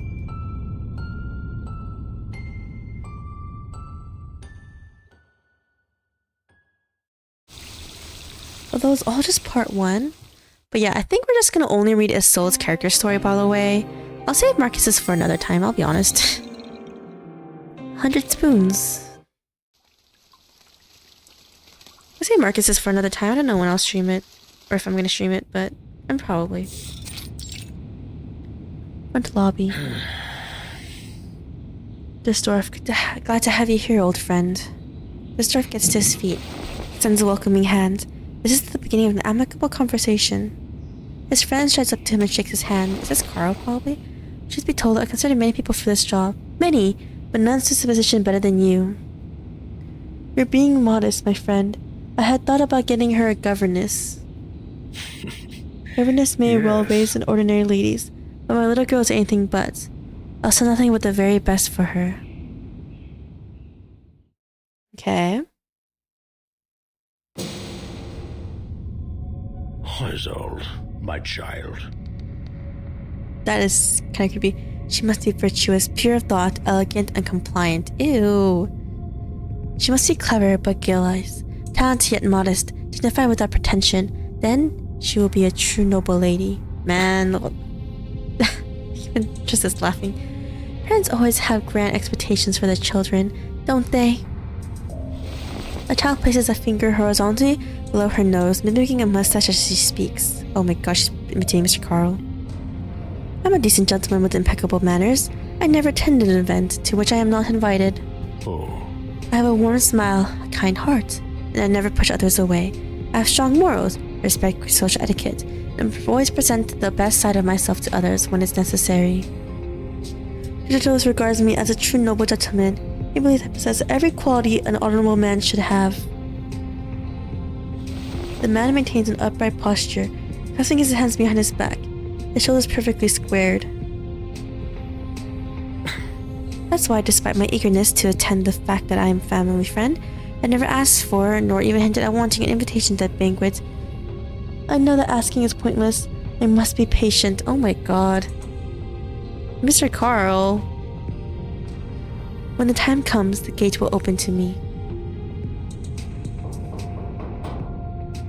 Dita Store's house is guarded by an enormous gate. It's beautiful and stately, made of metal and artistically decorated with the family's motifs. It's quite a feat, really, finding the balance between beauty and security. And my friend Disdorf has found that balance. His only lacking feature of which he's fully aware is the patience to educate a child. Dang. Anyways, you see, my future winning witch's son is incompetent and chaotic, and his daughter is crude and reckless, so he's pinned his hopes on me. The countenance of a middle-aged man faintly emerges on the girl's face. She licks her teeth, an unconscious display of greed. Three figures in dresses emerge from the darkness and approach the gate. A heavy rumble? It slides open. Oh my, we've been talking all this time, and yet we haven't as much mentioned Isolde. She reaches out a hand and seizes your wrist. A gentle yet irresistible force leads you forward. Okay, this doesn't sound very good. You should have been the center of this conversation. Sweet and gentle. A truly thoughtful and beautiful girl. She doesn't look back. Isolde, my child. I treat her as my own. I taught her everything I knew, and she became that perfect young lady that Dolores desired. She was flawless. She met every expectation. Her mother, her father, her brother, the servants, and of course, me. Oh my god. Room is sold.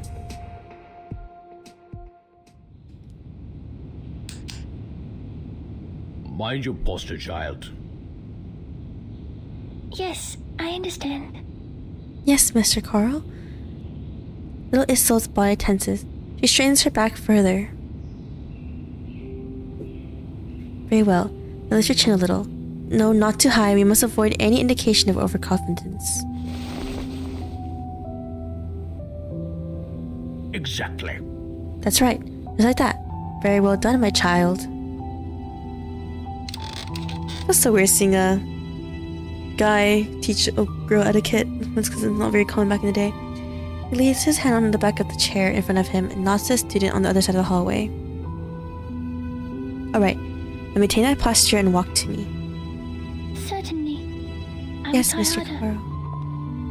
It's rather premature for a girl of only 12 to learn to walk in 3-inch heels. Ouch! But practicing it now will avoid any future embarrassment. Head up, shoulder square. Alright, now smooth strides. Don't sway and don't bounce up and down. Breathe in, step forward, balance, and again. Don't lean forward, straighten your back. Be steady. No mistakes. Don't make any mistakes.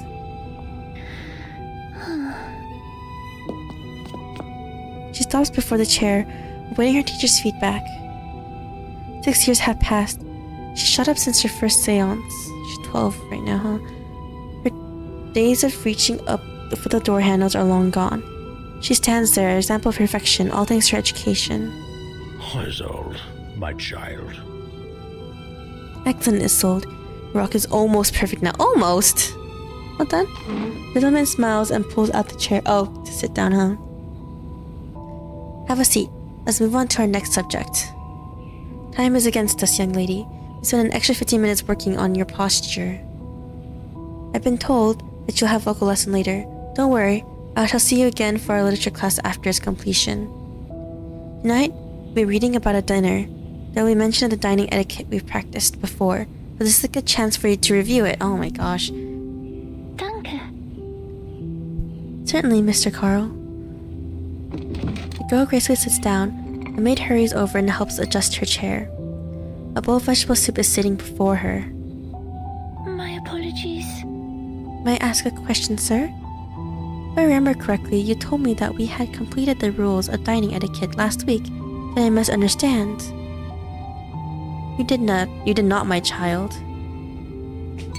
The gentleman picks up a silver spoon and places it in her open palm. By one, he adjusts her fingers until they close around the spoon handle. Okay. Oops, didn't do that. What's happening? I disagree. Last night during dinner with your parents, I couldn't help but notice your hands were shaking. The movements were subtle, almost imperceptible most of the time. You even hit them well while you cut the meat. When it came to the soup, however, shaking was as clear as daylight. You will certainly notice your wetted cuffs. With a smile on his face, Carl loosens his grip, but Isolde needs no further instruction. Her countenance is composed, but her hand is trembling. Her fingertips turn pale as she tightens her grip on the spoon. Why is she struggling to use a spoon? Of course, such a mistake wouldn't be considered rude, but it would reflect badly on your education. You put in a great effort and come so far. It would be a great shame to fall short on so small a detail. Yes, I understand. Yes, Mr. Carl, work hard on it. Okay.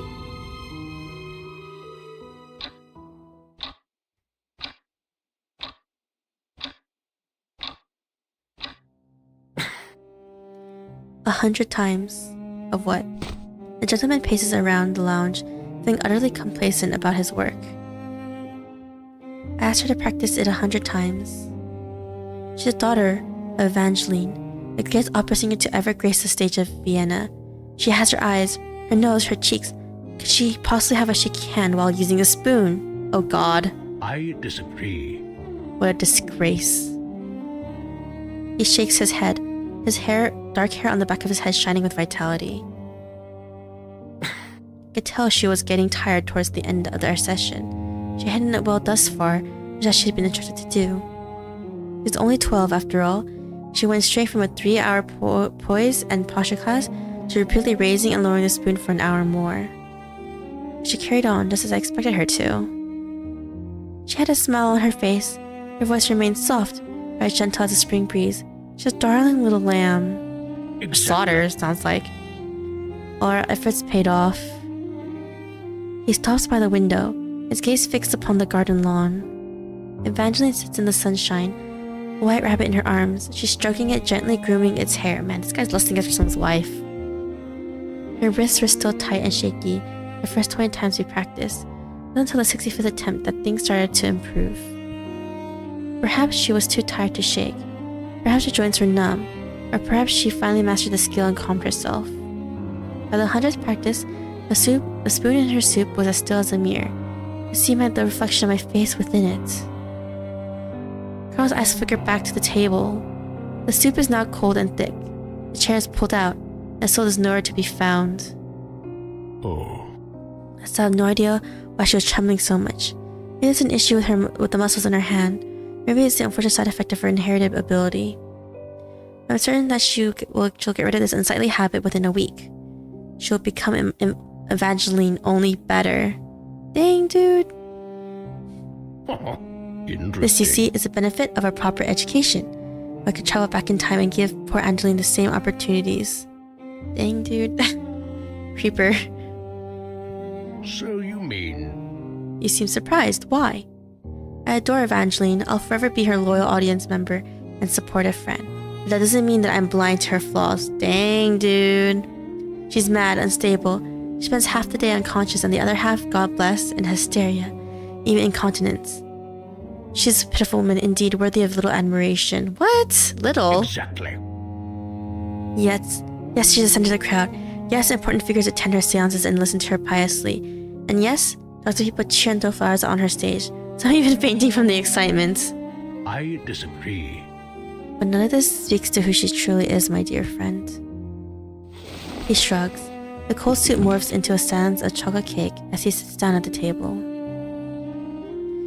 But you're familiar with chateau, 2 pieces of chocolate cake with a layer of apricot jam in the middle, is a sweet embodiment of perfection. The silver fork in one hand, he flips the piece of cake on its side, revealing a moldy corner. Ew, raw food. Rotten food, Valentine just like this cake. Most of her is sweet. Her voice, her divination. There's a rot growing that will one day devour her. Oh. Still a little early to throw the cake away. That would be a shame. At least most of it still looks fine. He cuts through the cake with his fork, precisely avoiding the molding edge. You still enjoy the good part of the cake, as long as we're careful about where the dessert fork lands. This dwarf did marry her after all. Wow, this dude. What the heck? But it's a somewhat troublesome process. The people's appetite for satorts will never wane, and as one cake sours, they will look for another. For Evangelists who cannot satisfy their desires any longer. They need something fresh, delicious, sweet. Ew, you're talking about the soul like that? He savors the cake, a smile growing on his face. Isolde, my child. So does that new confectionery, fresh out of the oven and waiting to be served. Ew, dude.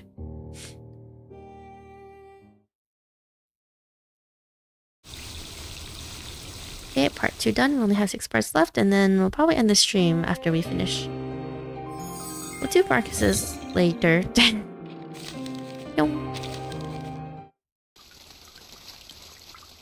A blissful decadence.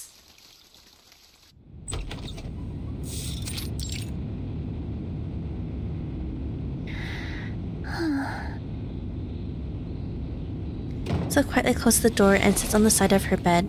She falls back and stares at the ceiling. Her body aches. Her hands and feet feel like lead. And her eyes are swollen from fatigue. Her headaches worsen at night, so she rarely sleeps well. Compounds didn't help. The heels still rubbed my feet. The vocal lesson's over and my literature class is cancelled because Mr. Carl was invited to a banquet. So I can rest early today. Wonderful. She turns her head to the side and her eyes meet another's. A young girl lies beside her with features resembling her own. Oh, so she looks at her sister very often, huh? Their foreheads press against each other. Girl's eyes are hollow, only filled with golden tears. Her lips open and close as she mutters a question. One has been asked many times before. No, sister, I won't. Isolde trembles from the cold, just as she did as a frightened baby in her cradle. The girl giggles, curling her arms around Isolde's neck and clutching at her like a vine wrapped around a tree. What? Why? Her little body swells, becoming cold and heavy, a piece of iron wire around her neck. Here she goes again with her usual games. Whenever Isolde is tired and weary, Trista seeks her out to play like this. Hey sister, you're hurting me. Isolde's breath becoming short and violent. Feel her insides being squeezed. Oh my god, the sound of the breathing. Tears flood her eyes, her face swollen as wet as she silently weeps. Only in moments like this does she let out her true emotions. Oh no. The pressure makes her nauseous. Trista giggles, her laughter lingering in the room. More and more spirits start to gather. They whisper to each other, laughing and teasing Isolde, curiously awaiting her next move. Isolde manages to move back to one of her grab the back of one of her sister's hands and with her trembling fingers. Sis. Mama asked for me, I promised her. The girl straddling her waist gives a slow blink. She lets go of Isolde's hands and dissipates in thin air. Man, these girls have it out for Isolde. It always works. They both, or at least once, were their mother's closest supporters. So climbs out of bed, wiping the tears and specks of vomit from her cheeks, the corner of her bedsheet. She mumbles, "Mama."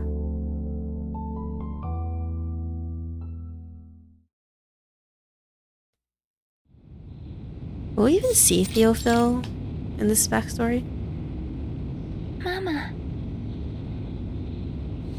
Her mother looks up from the two rabbits cradled in her arms, one white, the other yellow. Her pale face radiates a smile. "Isolde, my sweet girl, come. Listen, see, child. I have apfelstrudel and bloom here. Oh, and the nightingale your father just brought. Hoping to take the swan in here too." Inside the house, it was swimming on the lake, so I couldn't get close to it.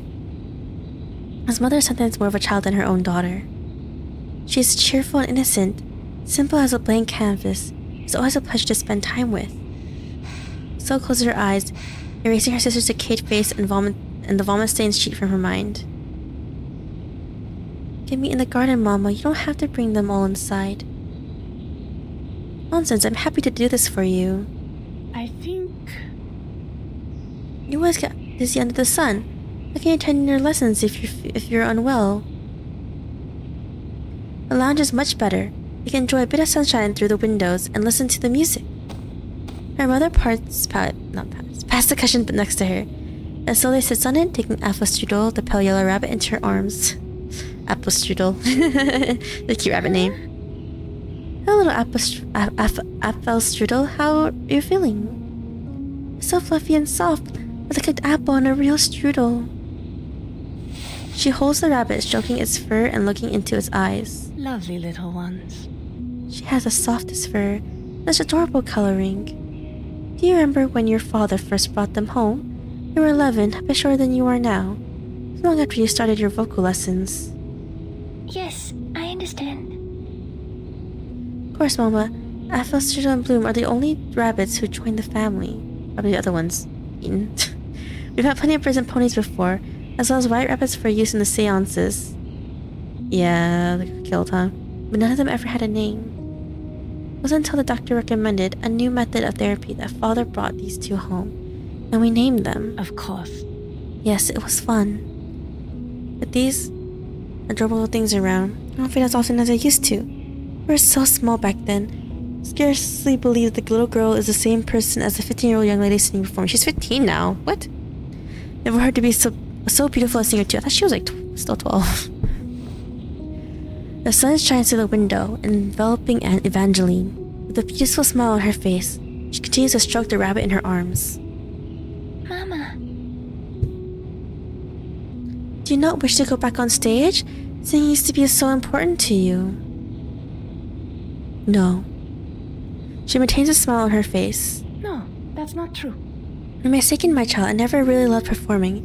It's an ordinary part of my life." Oh, she never liked performing? "Besides, they're making me emotional, which worsened my condition. I shouldn't be performing anymore. It's no good for me. But I'll be fine. The doctor said caring for animals brings me peace. Keeping a calm atmosphere is the foremost goal of this treatment. So, my dear child, we must carry on." Beneath her mother's hopeful gaze, Isolde lowers her head and meekly snuggles up to her. Certainly. I will try harder. "Yes, Mama, we must carry on." Of course. "It'll be different for you, Isolde. You're luckier than I. You received treatment much earlier in life, and times are better now. There's more than one way to improve your condition." Not really in this day and age. "You'll be cured, and you have the talent to sing." Mother's voice seems to come from above her head. For no clear reason, Isolde feels as though she's speaking from somewhere even higher. Keep in mind. "You'll become the star of Vienna. You must keep on." "Yes, Mama. Continue with the treatment. I'll keep on singing. Huh? Apfelstrudel has started to nibble on her young master's gloves. "Apfelstrudel, are you hungry?" "How could she be? The maids have already fed them today." "No, you're confused again, Mama. In March, the doctor suggested that you start feeding them. He said it would help you bond with them." Is that so? Oh yes, I remember. Oh man, the mom is having memory problems. It's not very good. Soul puts down the rabbit and cups her mother's face. She gently pushes her hair aside. Slowly presses her forehead against her mother's. Don't worry, Mama. I'll forget things sometimes. Leave it to me. I'll get them something to eat. She gets to her feet and makes her way to the other room. But before she leaves, she stops by the door and looks back. Mama, how the rabbits recovered? Noticed they were a little out of spirits earlier. My apologies. They're still unwell. I'll go get some medicine too. Were they really?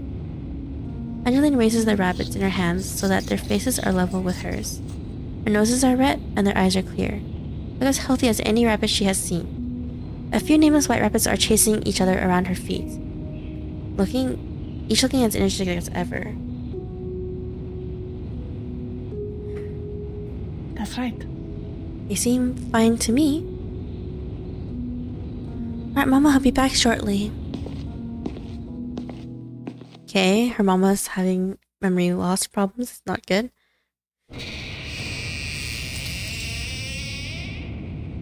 Front lobby. Out of the lounge and through the hall, past the many doorways, down the stairs, and finally to a small room with two maids working inside. The titular's house is well known for its staggering size. Look at this. Sheets, and more sheets. I haven't gone a single day without washing these bloody things. Listen. I work for the mayors. We only had 1 or 2 washing days a week. But you're paid better here, ain't ya? Quickly, you're complaining and come help. My God, there's blood on the sheets again. On earth is there so much of it? In for that time of month, this is a lot.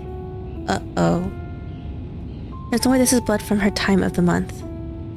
Is she killing rabbits? What? The red-haired maid crinkles up her nose in disgust. Is Mom killing rabbits? Isn't blood on the sheets once a week for the last 3 weeks now. That's not good. I say it comes from those dead rabbits and birds. Oh. I see. Lucas threw away another load of dead animals yesterday. I saw birds, ponies, and mostly rabbits, though yellow and white ones. Wait, what? Which means? I was counting the number of apple strudels and blooms we've had. Oh my God. They got 2 new ones just yesterday. This rabbit, what? We're just killing the rabbits that often? Poor things, what happened to them? They didn't die nearly so often last year. Is there something wrong with the fodder? No, it weren't because of the bloody fodder. It weren't any natural cause of death. As the maid soaks the sheet in the water, she lowers her voice. I heard that. Lucas told me that every one of the animals suffered a miserable death. Some vomited blood, others had their heads cracked open. Most strange of all is that a few of them had a hole in their neck with a golden key jammed inside. What? Ew! Why? It might be... They said Lady Evangeline did. Oh man. Oh, come off it. Lady Evangeline loves those animals. She's always carrying those rabbits around in her arms. Well, you didn't see her crush that poor little nightingale with her bare hands when she was having an episode. She's ill, so is Lady Isolde. It runs in the family like a curse. The doctor said it was hysteria, and to do with their wandering rooms. What? Drives them mad and makes them bleed and all. Look at this. It explains these bloodstains. Do you think Lady Isolde will one day lose her mind like her mother? Why do you care? Dang, cold. You're awfully kind to me. She helped me settle in. The maid with short dark hair looks down at the dirty bedsheet in her hands, covered in vomit and sweat. Here is the case. She's still young, but she's already such a perfect little lady. Gentle, polite, beautiful, kind. She's got so many lessons to attend. Bless her. Etiquette, literature, history, painting, music, dance. And on top of all that, she's got to the seances with her mother twice a month. Poor girl. She slowly folds up the bedsheet, as if to save Isolde's embarrassment. She don't faint often, and she ain't having any manic episodes like her mother does now. But she does vomit and feel dizzy at times. I do hope she won't end up like her mother. Yes, enough of the worrying, and none of our concern. You done with the sheets? The laundry basket stowed under their arms, the maids walk into the corridor. I'm surprised we never got to meet Theophil or anything. Yes, now I remember. I left this in the drawer. Ah, there it is. She fumbles in the dark until her fingers come across a familiar shape. What's this? She looks at her palm. then into the dimly lit quarter. The maids are long gone by now, but the conversation still lingers in her ears. Father once told me. She shuts her eyes in a calm determination. What are we doing?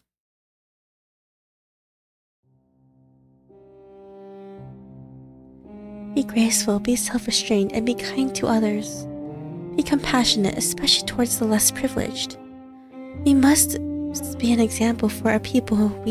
Oh, yes. Oh, Theophil doesn't have a portrait, I guess. We must be virtuous and dignified as befits our status. Theophil, I didn't know you were home today. She opens her eyes. Her brother, 2 years her senior, is standing next to her. I won't be staying long. They told me you were here, so I came. Isolde! It's been a while. I brought you this. He pulls a little velvet box and a pocket watch from his jacket pocket. The box is from Heinrich. There's a brooch inside for your 15th birthday. And this watch? I wonder if this is going to end with her meeting Caconia. That's from me. But you already gave me a present on my birthday, Theophil. What is this for? No, it's not for your birthday. I want you to have it. Look, it's not a watch. It has a timer. And here. He presses a little knob on the pocket watch, and with a quiet click, it flips open. See? It's a white crystal. It's like an amulet to help you stay calm. And here, see the slot? It can hold enough smelling salts for 20 uses. You need a watch to keep track of the time in all these lessons. The amulet and smelling salts will help you, too. It's perfect. Oh, he was such a good brother, though. Sad that both the siblings went off the deep end. Presses the watch into his sister's hand. The beat of silence, he speaks again. So I have news for you. I'm renting a studio. It's amazing how much it helped me gain inspiration. It also has space for the young models to stay the night when the weather becomes dreadful. It simply broke my heart to see them walking all the way back home in the rain. So, all is well with me, but I won't be returning home very frequently. Hope you'll continue your treatment along with Mother. Remember, I'm thinking of you all the time. You're my beloved little sister after all. Did Father agree to this? Oh, yes. Of course. You can ask him if you like. He even helped pick the studio. Turns around and waves to their father, a bright, beautiful smile on his face. For a moment, he looks like the herald of spring. I see that I'm relieved. I only wish the best for you, Theophil. The spring's favorite son leaves as briskly as the wind. He crosses the lounge, passes the door, and goes out into the boundless world. Man, he just went, hi, bye! The editor stands next to his daughter, a hand on her shoulder. He shakes his head. I have a blundering artist for a son. A wild spirit, look at him. Would think that he's almost 17. Nothing like him, for which I'm very grateful. Man, this is your son, dude. You spend your days perfecting yourself while he wastes time chasing after those models in his... What am I trying to say? Is that you're a comfort to me, child. Danke. Thank you, Father. How generous of you to say such nice things about me. She smiles with an adorable shyness and looks down at the floor, as most young daughters would after making their father proud. Her eyes flicker toward the door. With Theophil gone, it is shut again. Only a thin beam of light shines through the gap. Theophil didn't inherit Mother's musical talents. He doesn't even sing. Mother passed that talent down to me instead of her firstborn son. I suppose it's unfair to him. Under her father's silent gaze, Isolde turns and makes her way to the other end of the house. To be continued.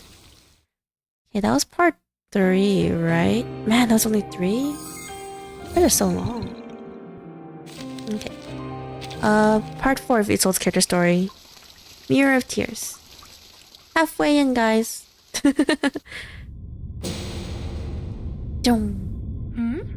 Oh, Isolde's older now. Hello, excuse me, what is this place? A timid face appears in the dark. Bewildered and uneasy, its owner wipes her hands on her dress, where there was once an apron. Me? My name is Hannah. I waitress at Cafe Central. Have we met? Oh, I see. Sorry. Who's this Hannah person? I was just at a cafe working my shift. Manager told me to walk slower so that I wouldn't kick the customer's chair legs again. Then everything went dark and I found myself in this very room. What? This woman died that fast? This is strange. Stranger than a novel. Hoping you could tell me what happened. Explain things to me. She paces around, looking anxious. What's this? Give it right back. Get some water.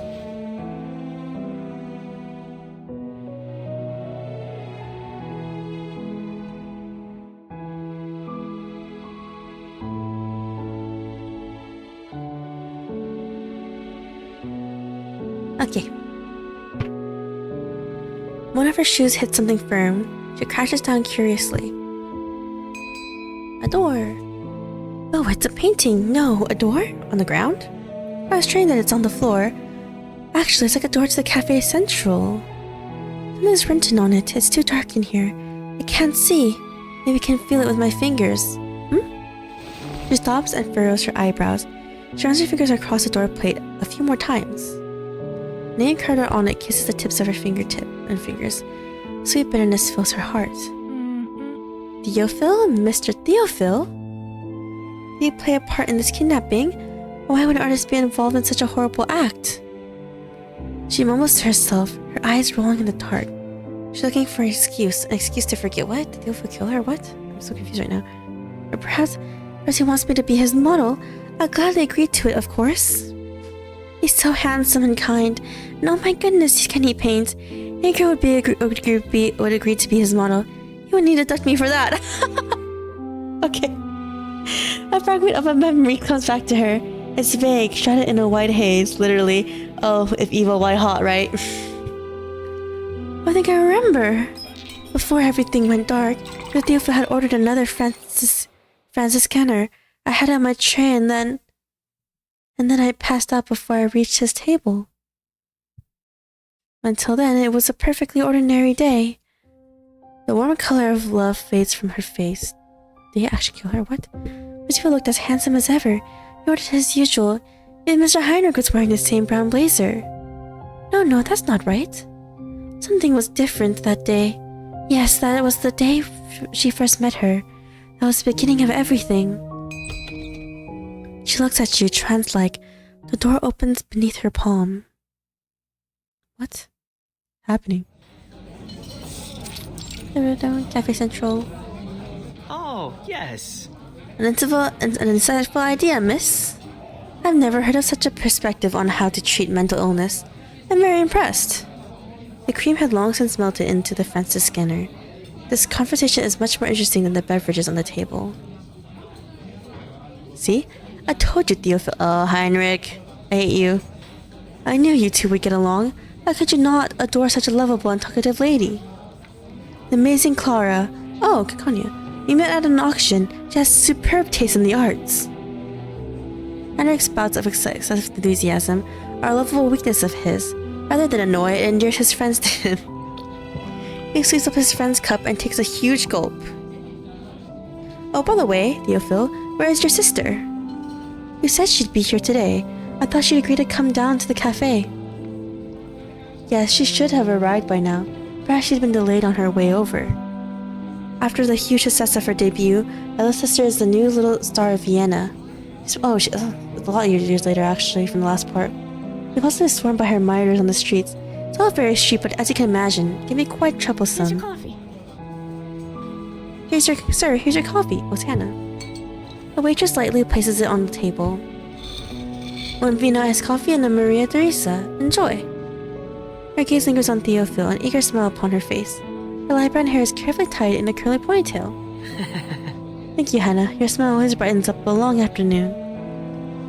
You flatter me again, sir. She blushes and hurriedly looks aside. This is not the first time her dear Theophil has been so sweet to her. Sure. There's like a cake on the side. It's on the house. I remember you said you liked the particular lemon aroma of it. My mother grew those lemons. She brought me some more when she last visited. Would you... Isolde! Over here. Oh, Isolde, my dear girl. Those are the last we met. It feels like eons. It was about 1.5 months ago? How unforgivably long. Do you remember when we were younger? We saw each other every other week. Theo? Her voice is lost among the chatter. Kurt looks at her sweet Theophil as he gets on his feet and walks up to his sister. He has completely forgotten about the lemons, or rather, he never cared about them in the first place. Why? Do you think Isolde is on the little girl who followed you around? I'm afraid you're terribly mistaken, my friend. She's the biggest star of Vienna and the best and the most stunning Salome of all time. Salome? Her admirers fill the street, and her work has shaken the arts world to its very core. Putting both his hands on her shoulders, he basks in his pride for his sister. And all at the ripe old age of 16, no less. Man, she can start at 16?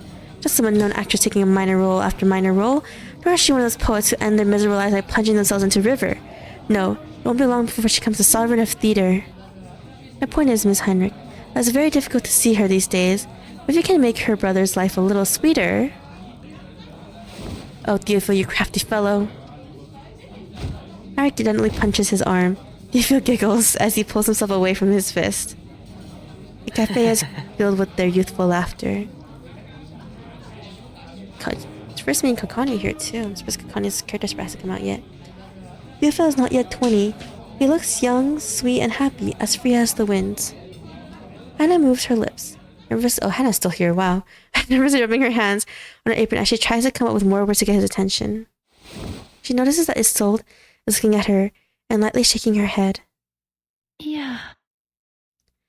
Thank you, but I don't feel like having a drink.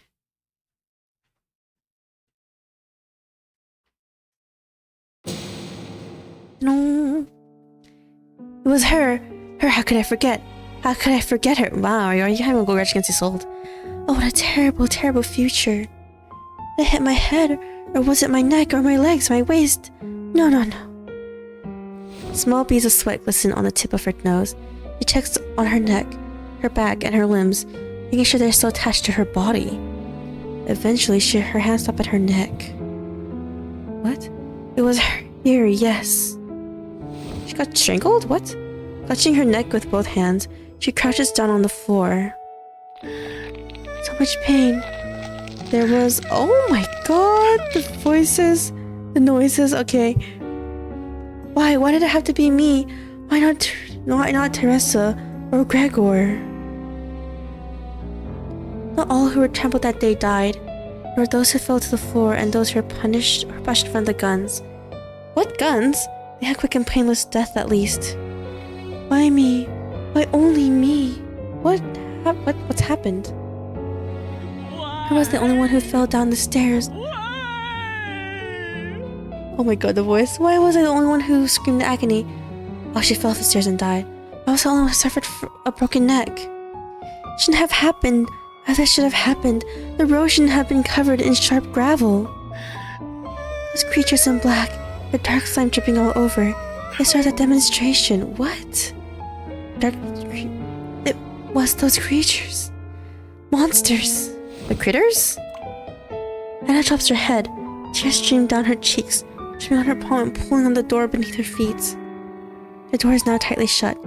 There's a cafe with Theophil's name on it. On the other side, Cupid and Psyche convene. It was the circle. It was the speech. It's them. It was they who were responsible. What? The circle killed her. The puddle of tears beneath her feet confronts her with her own reflection. Her reflected face morphs into someone else's, Isolde. The famous opera singer with a touch of sorrow and the putter of that mirror peddler. They killed me. What? They did?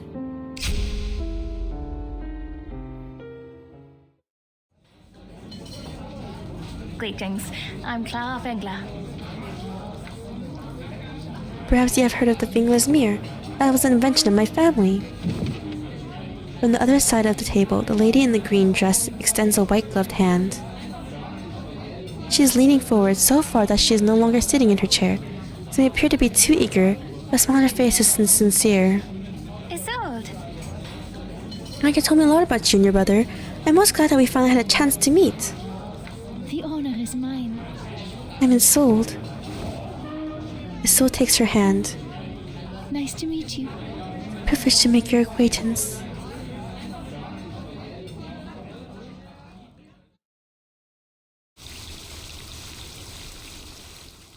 So could Kanye and Isolde finally meet up?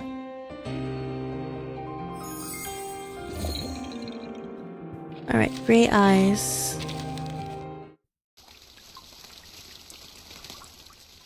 What does Hannah dying have to do with all this, though? Oh, yes. Yes, she is Salome. She's mine. What? Who's this? My Salome. Salome, my muse. Okay, who are you, lady? This weirdo.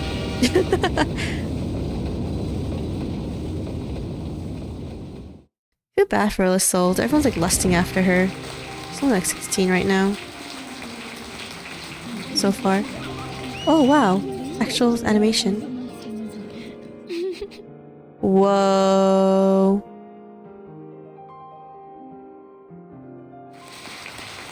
That's awesome. Brava! I'll pause. Brava, fantastic, truly fantastic. Another applause. Cliché, boring. They are merely spectators, distant observers. Understanding of her is shallow.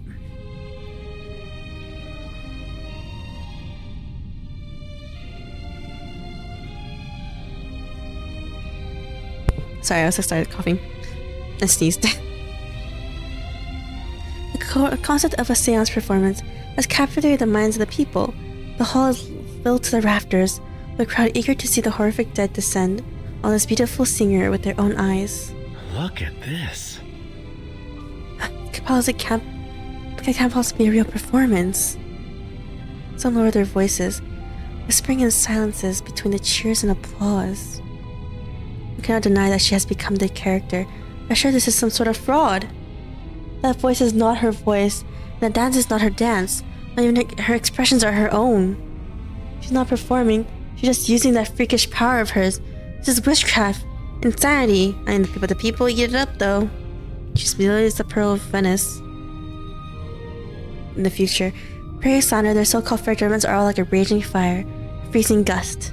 They gaze at her face and the movement of her body, and listen to her sing. But never do they think about, nor try to understand, who is she after the curtain falls. They only see her performance, the spirits channeling through her. No one has ever seen her true self. No one but me. Yes, only me. Okay, weirdo fan. I look at her, and I see her, not the spirits, but herself. Understand her. I am loyal to her, now and forever. She is my love and my muse.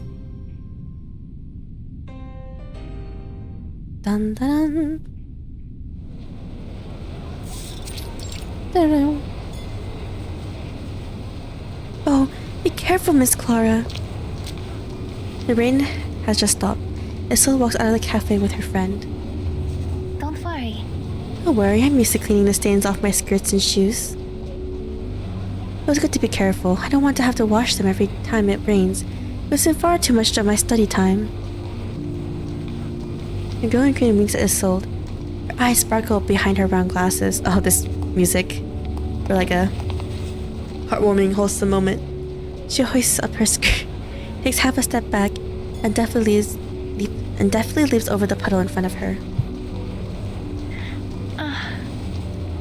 You know, never thought of simply jumping over the puddles. Isn't it a little too eye-catching? No, I think... Well, maybe so. They link arms as they walk together. The distance between them is close to zero. Wow. Sounded eerie. Not eerie, but you know what I mean, shipping. They are two new best friends. Especially when we're strolling arm in arm like this. A synchronized leap would look rather odd. Yes. But it makes a lot of sense when you're running. Of course, if you're running down the street, a jump will make you no more eye-catching than you already are. But if you're in a hurry, you'll be leaving the sight of others before you even notice that they are staring at you. Like when you ran out of Miss Hornberg's window? Yes, just like what? She covers her mouth with one hand, her eyes wide with surprise.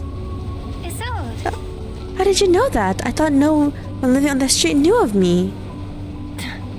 You should pay better attention to your surroundings. Were you stalking her? I mean, she could have. Isolde is like Isolde's a bit. Isolde chuckles, looks at the other side of the street. Anyway, you're right that you quickly leave people behind, but they still have their eyes fixed on you until you were out of their sight.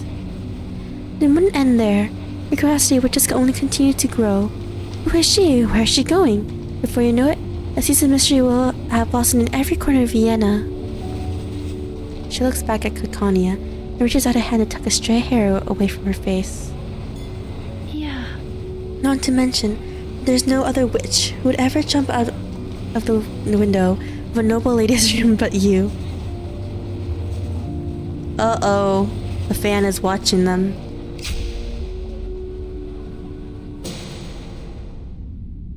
That was a lovely day. The sun shone brightly once the rain stopped. And that was the day she first recognized my existence. The woman in gray closes the notebook in her hand and steps out of the shadows. I'm a playwright. Please address me as such. Please, you must call me by this title. I implore you. Okay, so Isolde's channeling this dead playwright. The playwright stands in front of you. Rather, she is close as you can feel a nip in the air. A layer of gray fog envelops her, coloring the hem of her skirts gray too. Water is dripping from her clothes, forming a puddle on the ground. Oh, yes. My clothes are soaked. I'm soaked. It's a long story. An unimportant one, or rather, the least important. No, we must start with the most essential part of the tale. Here, hold my hands. Okay. Where are we going? She reaches out her hands to you. They're icy cold to touch. You're dead. Yes. I'm going to introduce you to my father first. No, this isn't the beginning of a story. There's an appropriate character to introduce with. Okay. Schmiller, Topaz Schmiller, was a man with black hair and gray eyes. Okay. Her father was a cloth merchant, and his grandfather owned a small farm. Having grown up in a financially sound environment, he didn't have to worry about feeding and clothing himself. This gave him a chance to come into contact with art and beauty. Thus, he became a gentleman. He was polite, read poetry, visited exhibitions, appreciated paintings, and watched opera. That was his favorite. Completely moved by the art form and attended the theater regularly. Later, he married my mother, a lesser-known opera singer. She wasn't famous and generally played supporting roles. Okay, but how are you relevant to Isolde? Yeah, for that, I was born. Nope, it's not. Family? No, I wouldn't call us a family. What? Why? Or more specifically, I wouldn't count my father as a family member. He rarely spent time with us, or did he have any kind of real job. He was far too busy writing poems and melodies. Despite that, he never managed to complete a piece. He didn't complete a single piece? What? As he never managed to return home. It was my grandfather who took care of me, and my mother. I suffered no hardships.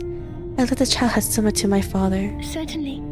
There's no need to worry. I received an education, was exposed to art, and was loved by my mother and grandfather just as he was. Oh, yes. This person's voice is so old sounding. I lived a life of calm, stability, and happiness, and as a result, I came to understand him less and less. Why would he choose to leave such a warm and loving family to live in a riverside cabin all by himself? What did grandfather mean by meaningless obsession and when they were quarreling? She gives a slight frown as she looks up at the ceiling. The distance between us fed the confusion and disdain in my heart. At the age of 15, I realized that his face had become faint to me. It was blurred, like a wrinkled handwritten letter with a tear of smudged ink. Her gray eyes looked cold and hard, like pebbles at the bottom of a river. I was terrified. I knew we weren't close, but I didn't want to be a bad daughter who couldn't remember her father's face. So I tried and tried my best to recall him. At a quick blink, she narrows her eyes. But as it turned out, my efforts were necessary. 3 days after I started trying in earnest, My father ran out of his cabin screaming and crying and jumped into the river. It was midwinter. He was fished out, dead. Mother fainted when she heard the news. My father fell ill and was bedridden, so I took a carriage to the river by myself. That was the first I saw my father completely clearly. I realized there was no need for me to worry about being a bad daughter. Wow. I confirmed the identity of the body. I went to his cabin with the patrol. I helped me stack his things in the carriage and handed me a notebook. This proved that your father committed suicide, they said. I read it, of course. She clenches the notebook in her hand. Her previously wandering gaze fixes on you. On me.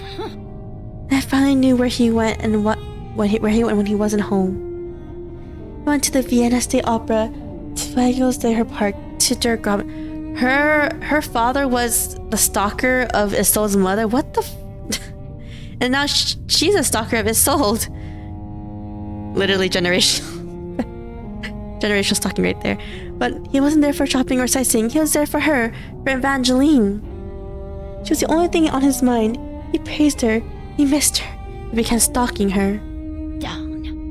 He followed her from the moment he left her house until the moment she returned home. He invited a doctor to give him first-hand information of her health. Dude! The burning passion in these scrawls surpassed all the poems and melodies he'd ever written. You know, no wonder he couldn't finish a single thing. So me reading those words scalded me. They were hot, stifling, so much that they almost killed me. I was trembling in fear, but I didn't know what I was scared of. I kept reading in the freezing wind by the river, one page after another, until I read every word. She talks faster and faster, a frantic enthusiasm taking over her body. She almost swallows her tongue in her eagerness to recount the tale. The last page was moist. Can you imagine? It was smudged by tears, just as my father's face was in my memory. Dang. Who is this person with curly black hair, a pale face, and a body as delicate as champagne flutes? What kind of person is the woman with a perfect and indisputable charisma? Oh, yes. I was desperate to find out, but before I could realize what I was doing, I started running. I ran and ran until I arrived at the doors of the opera house. I'd run so fast that there was sweat on my brow, even on that cold winter day. I asked about Evangeline's performance, or to find out she had retired in order to recuperate from an illness. The playwright calms herself. Her breathing softens as she hadn't said a word. Several years later, in mid-June, Evangeline drowned in the beautiful pond in her garden. Oh yeah, she killed herself before killing a lot of other people. She gives you a gentle smile. Oh, yes. You see, it was time she followed in my father's footsteps. Wow, lady. I never met her. Never had a chance to meet her, let alone the singing that had driven my father mad. Oh, don't get me wrong. I don't say this out of regret. She grips your hands even tighter, puzzled to pull away. Oh God. Because Isolde, her daughter, had her debut half a month after her mother's death. It was there, just as my father had been I was there, just as my father had been at every one of Evangeline's performances. I witnessed her rendition of the Dance of the Seven Veils. Now she enraptured the whole of Vienna. My father's notes, I had glimpsed the first sign of her existence in the swollen ovaries of a rabbit. Ew. I know when she took her first step, how painful her night seizures were, even the moment of the calming syrup she took. Wow. She stalked her in her entire life. Oh, yeah. Well, not her entire life, but has all the information. My father's daughter, and she's Evangeline's. How beautiful fate is. How it binds us together. Are you sure about that? Sounds like a rambling little crazy person to me. Meeting room, the theater. I mean, this is your original script. The leader of the opera troupe looks up from the thick manuscript on the table, a stiff expression on his face. Yes, of course. Yes, sir. This is an original, created by me. Probably doesn't like it. Miss Miller, I very much appreciate your hard work and persistence. Grandfather contacted me and told me how passionate you are about playwriting. There's no doubt that you put in great effort. To see that you wholly devoted to your craft is certainly a necessary quality for a playwright. And you're the granddaughter of my good friend. I have attended your debutante ball, so, as much as it pains me to disappoint you. He closes his eyes. He opens them again. There's an apologetic look on his face. Cannot accept your script, my child. Why? It's much too risky. The story, that is. I understand that many stories are inspired by true events. Oh, she probably did on her father. Yours is simply far too obvious. Rosalie, the pretty and gentle heroine from a noble family, becomes popular after playing Salome. Her mother murders her father. Her brother burns himself to death, yet she herself is sociable and surrounded by many friends. Together, they create an organization called The Square, based in Cafe Central. Wow, you didn't really try changing anything, huh? In real life. His voice gets lower and lower. Beads of sweat start to form on his forehead. Later, after Rosalie's father dies, Richard shows his desire for her. Ew, I knew it! He claims to be her godfather. He longs for Rosalie so strongly that he threatens her with his power. Even worse, he plans to murder her best friend Maggie. Exactly, sir. This evil man manipulates Rosalie into dancing for him in a veil. How delicate, kind, how pitiful she is. She's never hurt a soul. She's always a kind-hearted, and gentle nature evokes empathy from everyone. She's sure to stir compassion with the audience hearts. Oh my gosh. Isolde? Yeah, no, she's willing to kill. And in the most crucial scene, her hero arrives, pulling her up from the darkness. He enters, a beacon of shining light, bringing salvation and happiness to Rosalie, and slaying Cameron the devil. Playwright shoots to her feet, knocking over the chair she was sitting on. Oh man. Perfect. It's in a wonderful place, sir. Why are you turning it down? Is it because of the buyout fee? Nah, man. Everyone knows who you're talking about. Play. I don't charge you much. As long as Isolde starts in it, everything is negotiable. No, I mean to say. The leader mops his sweaty brow. The characters are far too familiar to us. Any honest member with a modicum of knowledge would know they are based on Miss Isolde, Rebecca Theophil, her parents, and Mr. Carl. Although Mr. and Mrs. Dersdorf are no longer living, and Mr. Theophil, wherever he might be, isn't the source to criticize a piece of art, Mr. Carl will not be all happy about it. Oh, Mr. Carl probably bought out this guy's pockets. He never allows us to put it on. It's absolutely slanderous. Down. No, it's not. Oh god. I saw it all. He was reaching for Isolde's waist, that filthy toad. What are you so afraid of? I mean, he has power, we don't. So even if he's a creep, it's easy to take him down. Didn't end well. I returned home with my script in hand. Down. That donkey has no appreciation for art. You accuse me of being an untalented writer. How dare you say that I'm merely repeating the facts, and it's just an ersatz copy of Salome. Playwright, you address me as such, do you not? How could I possibly hand over a manuscript as terrible as he said? Oh, he even said that Mr. Carl's a kind gentleman. Ah, preposterous. I was always by Miss Isolde's side. No one knew her better than I. I knew her friends, her family, and all about that damnable old man. And he was just as described in the script. She too was as described, young, beautiful, and fragile as a daffodil. Oh, she's the best. that voice line. Even aging couldn't befall her. That family curse has ensured that nobody in her family has lived past the age of 40. Wow. We're all familiar with the events that followed. Theophil set himself on fire, and so became fragile and pain-filled. She eventually received shock therapy, and in full view of the public. She was trembling. The pain looked excruciating. Never seen her like that. I want to scream. I want to stand up and yell at Schwartz to stop the torture, but you didn't. I wanted to, but I couldn't move. I couldn't speak. I couldn't do anything. She releases your hands. Oh, yeah. But then I did it. I stood up. No, you didn't.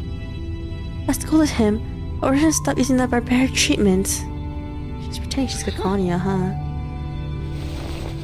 She clasped her hands together. Soon after, I raised a duel against him and won. I killed Schwartz. Perfect. You see? That's when I realized it was I who was her hero, because it was always correct. We became close friends after that. Yes, close friends, quote unquote. Very close. There's no more Maggie. We lived happily ever after. Oh, yes. I'm sure this might sound a little different from the story, you know. But you have to understand. No. You and I are different. There are clairvoyants in my family. My father had prophetic dreams, and so did I. Some say it's a hereditary mental disorder. That's not true. For real, actually? In my father's notebook, on a drenched page, he wrote, "This role is a false one." Oh, what? She had Arcanist powers too? Because he had seen the true one, the one where Evangeline is still on stage performing, he set out to find that world. The playwright looks down and holds out the notebook to you. It's gray and soaked, while it drips from the surface. I went to the river again, but it was buried. Where the river once was, a railroad was built, bringing countless travelers to the city. I lay on the tracks, and then I heard a rumbling sound. Oh, she was the one who got run over by the train. I lay on them. In the main story, that Heinrich mentioned, hand does not waver. She's still trying to pass the notebook. My Salome. She is my Salome. Dang. Crazy woman. Bang. The smell of a river water fills the air. The parrot's mouth moving. No sound can be heard. Oh, whoops. Sorry. Hands shaking, she drops the notebook and grasps her neck. Another voice replaces hers, squeezing out through her throat. Oh, it's Isolde's sister. You recognize the voice. Yeah, it's just a sickly little story. On earth did you make it to the end? Honestly, I deserve a peppermint for cutting her off for you. Okay. Don't you think you owe me a thank you? And all this goes to being Isolde. She hops over the table and sits on it. Those so-called artists are always over-exaggerating to make their stories more dramatic. Is that so? A muse should be kind, good-looking, and fragile. And my little sister, of course, is more beautiful than a rose and more valuable than a diamond. She claimed that no one saw the real Isolde. But did she? Did she see the real her? No one really did, to be honest. Justa stretches out her hand and points to the darkness. What do you think? What can you see when you peer through the cracks around the edges of a door? The faster you run, the more curious people become. The harder they pursue you. Don't you think that this is all too mushy? Here is some beauty, salvation, and light. This is really the story. Justa's hand pulls you near. Look, I don't want you to miss this truly dramatic scene. You look back. The gray door is still cloaked in darkness. In front of it, gray eyes, wet and hard like a pebble at the bottom of a river, is gazing at you.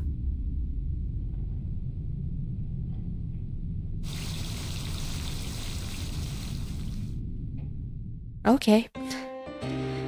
That was only 5? Okay, we have 3 more story parts left.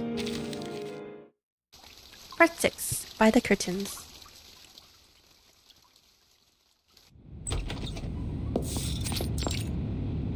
Front lobby. Mother, I'm home. Mother? Strange, has she not come home yet? She did arrive an hour before me. Is this when her mom was crazy? The huge mansion is empty. The Regisaurus has sent most of the servants to the farm in the countryside to harvest currants and raspberries. The fruit needs to be harvested in time for the ball in July. Maggie, is Maggie not home either? Look at me, I've been far too busy with rehearsals these days. I'm almost as forgetful as my mother. Maggie took leave to visit her ill mother back in her hometown. Of course she isn't home. She murmurs, lifts her skirt, and makes her way to the sideboard. Theophil must have taken that pretty girl Mia out with him. She's his new model, so she spends a little time at home these days. Man, Theophil just hitting on all these women and taking them out. That leaves the dark-haired Anneli and lively Agnes. Yes, that's right, they're the only ones here. She opens a drawer, takes out some food, and looks out the window into the garden. Maggie's away. The bunnies must be hungry. Okay, let's see. Come on, Apple Strudel. Yes, here comes your food. The little bunny licks her fingertip. Her fur is soft and fine, yet to be replaced by the coarser hairs of adulthood. Oh man, they're still replacing the rabbits to this day. How much years has it been? I'm coming me and mother for so long, and you stabilized her condition. Yet still you go hungry. Poor little things. Does the soul not know the rabbits get It's placed? alright. Don't worry, I'm here for you. Oh god. Well, I'll be busy with performances, so it may be tricky to find the time. Last rehearsal went splendidly. You know, the singing, the dancing, the stage settings, everything was perfect. Henrik, a friend of mine, has designed amazing clever tricks for the stage design. He wasn't telling me that my debut would be fantastic. Everyone! Mother would be so glad to hear it. She's not in the living room or the garden. Where could she be? What's that voice? She sets down the bunnies, letting them hop freely in the garden.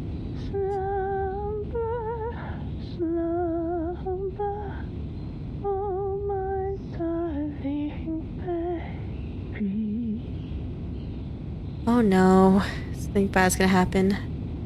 Yeah. That's Mother's singing voice. She enters the house and follows the voice throughout the lounge, down the corridor, up the stairs, and to her parents' bedroom door. This door, which has always been shut, is now open. She feels the wind blowing through it. Oh my god.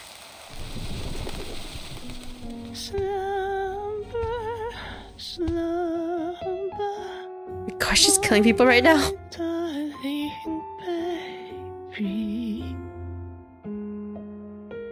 Has been forever since Evangeline last sang.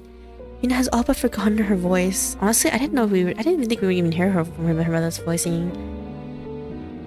She sings a strange and unfamiliar lullaby, one that has been dug up from the depths of her throat. Her voice is smooth and clear, like a flowing spring or the glimmering brass needle in her hand that has been driven into Mr. Jidasor's temple. She just killed her husband. It was designed to look like a dagger, and now it is serving as a real one. Syl's mother pulls a needle from her father's skull. Blood sprays Evangeline's face and soaks the bed sheets.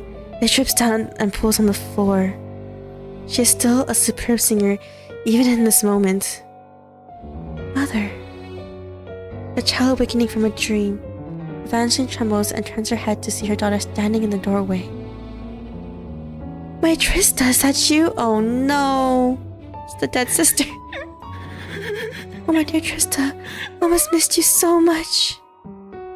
Her rosy cheeks glimmer with happiness. She looks like a young girl again. This moment, Syl's mother is like her daughter, and she is more like a mother. Come and see. Your father and I, Anneli and Agnes are all ready. Oh no, she killed everyone? Everyone? Ready to join you. Oh my dear Trista, how stupid I was. It was like my mother always said. I thought about it over and over again, but I didn't understand. I didn't understand it until now. You were right. You were right from the beginning. You. Evangeline regains the visage of a mother. Even her red dress looks heavier on her. She gently moves her husband's head from her lap to the bed and adjusts his comfy body to a comfortable lying position. She gets off the bed, lifts over Agnes and Anneli's bodies, and wraps her arms tightly around Isolde. Well done. Orph is my Sparta's most talented child. A cheerful, clever, unique little angel. Not Isolde? Nor has always been nothing but a jester revolving around you. And you, the giggling queen. The blood on Evangeline's hands has dried into a powder. It drifts into the air as she moves. The powder surrounds Isolde and clings to her skin. It causes a rash where it lands. Your itch and burn. What's happening right now? She raises her head. Wind rattles through the window and into the room. She sees the wavering treetops outside and smells the sweet June flowers. This is what Father was afraid of. Yes, he should have been afraid. The smell of blood is so strong here that were it to escape through the window, it would make any passerby crinkle their nose. And then people would find out what happened. Scandal will draw everyone's attention. Yes, even knowing that he may one day be a victim to Mother's hysteria, he considers the reputation of the family above his own life. So murmurs to herself, ignoring the rash on her skin and her mother's embrace. She feels blood in her nose, and that squeezing pain in her lower abdomen, just like the night when she was 6. Oh, she was predicting her own future. Close the window! Close the window! Close the window! Oh my god.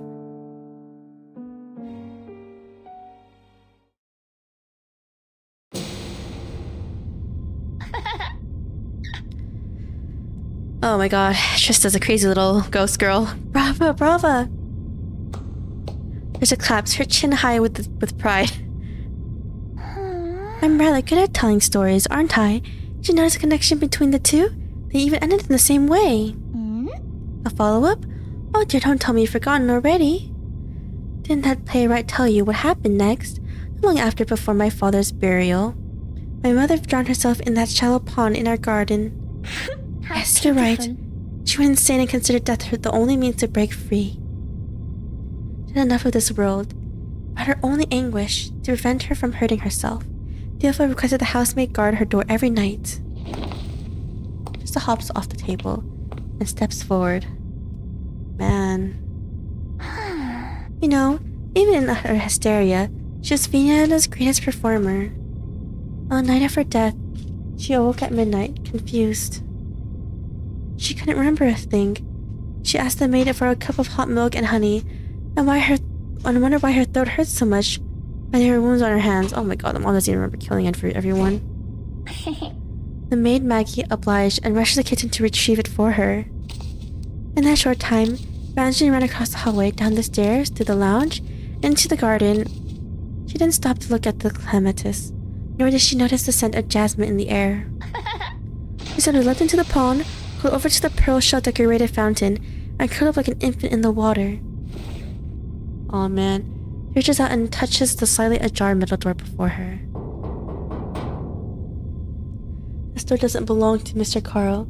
You can tell because it's bloodstained and there's a shining dagger hanging on it. All women in her family have met the same end. Evangeline was no exception. Golden rabbits have shown me far too many stories of how my ancestors have tragic lives that tragically ended. I have no interest in retelling them. Pushes the door shut. Next morning, when Evangeline's body was discovered in the pond, my little sister fell to the ground, twitching and howling like a drowned cat. On that day, the hysteria that had once haunted my mother well and truly manifested itself in my sister. She just smiles and strokes the face that she shares with her sister. Do you remember what I said? My little sister isn't a real actress. No. Well, that's not true. Rather, not entirely true. She is, in a way, the most superb actress and liar I've ever seen. It's just a pity that she did it so well. No one could recognize her talent. She just steps back, nothing in the shadow just as she appeared from it. Did you see that door?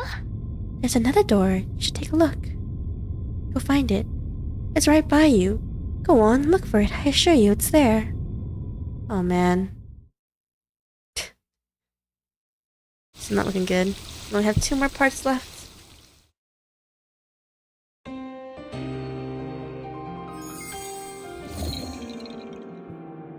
Part 7, Ordinary Door. After this will be the last part. After a brief search, you find the door. A door of distress. There are white candles burning beside it. I don't see any candles. You hear the whimpering sobs of someone's friends and family. A door of warmth. There are birds perched on it. They are chirping cheerfully. You push a door. It opens.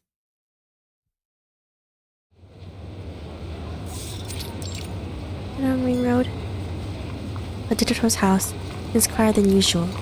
Those who pass by do so hurriedly, as some of his misfortune rubs off on them. Isolde. I'm so sorry. If you ever need someone or anything, I'm right here for you.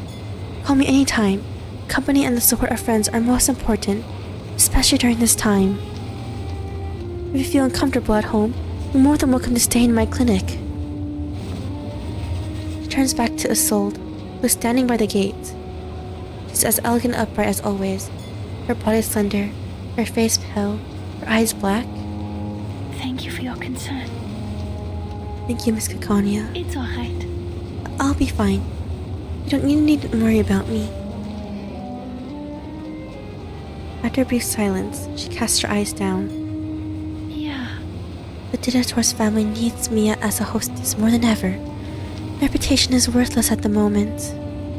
Given the circumstances of his death, Theophil's body isn't suitable to be displayed at a wake. Oh, this is after Theophil's death, not the mom's. So Mr. Cross suggested we bury him sooner, so he may rest in peace rather than painfully linger in this world. The maids are packing his things. That of his paintings will be buried with him.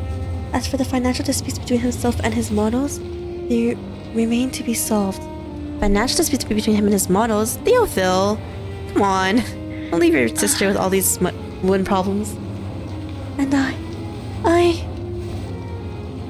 She hesitates, looking to the decorated iron gate of the Dictator's house, as recent neglect has allowed dirt to grow in its crevices. I'm the last living Dictator, Miss Caconia. It falls to me to shoulder our burdens. I can't live like this. Can't let my wandering womb control me anymore. Fainting, the convulsions, these visceral disturbances. Not allow myself to become some horrifying lunatic. Isolde.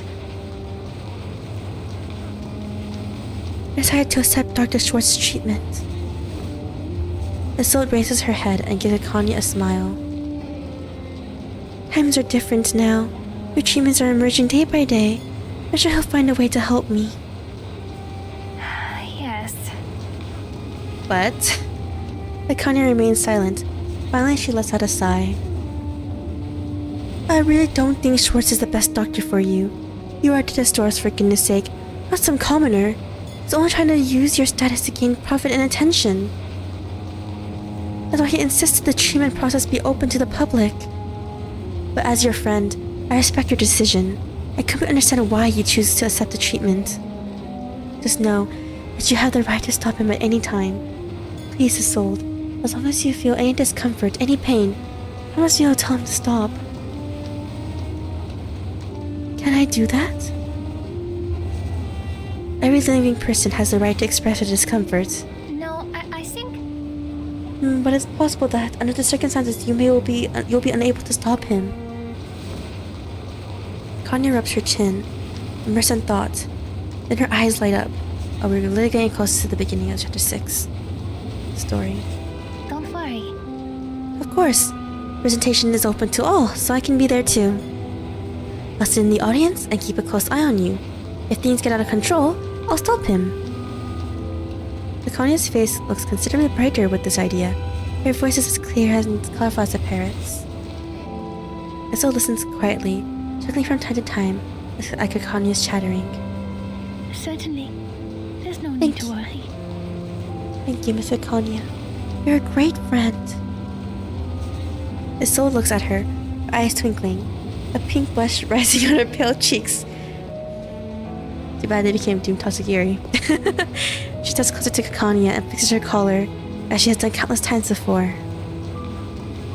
By the way, when you were in the house just now, did you notice a door? A door? Puzzled, her eyes dart from Isolde to the gate and back. What kind of door? Just an ordinary door. There's nothing special about it. Huh? She blinks in confusion. You mean... I don't get it, Isolde. There are many doors throughout your home. Which one are you referring to? Nothing. Forget it. It's not important.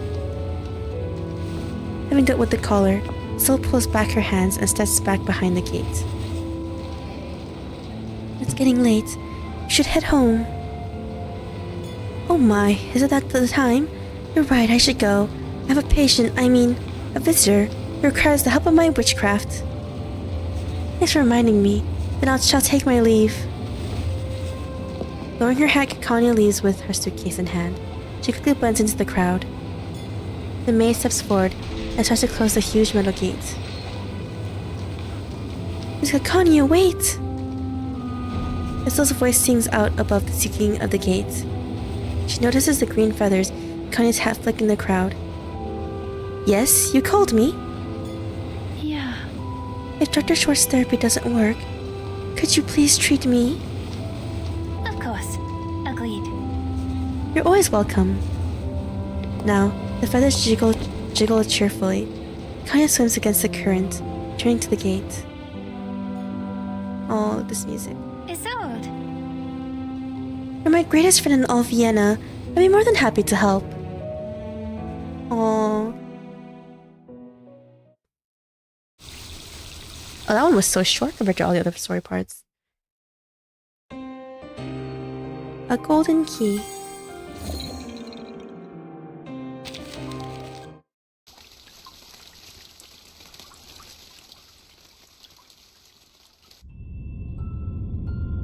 Yeah.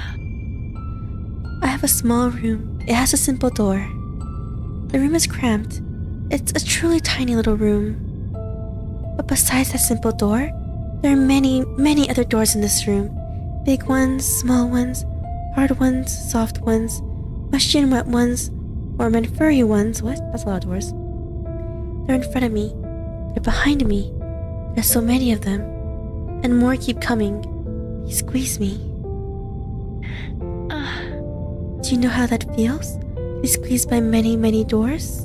I guess she's talking about ghosts in a way. Still turns her eyes to you.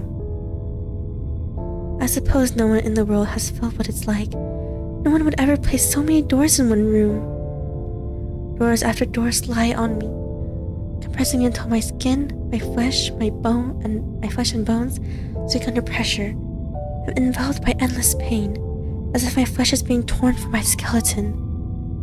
When I was a little girl, I read a story about a princess who tried to sleep on 100 layers of mattresses, yet was still kept awake by a single pea beneath them. Oh, the princess and the pea.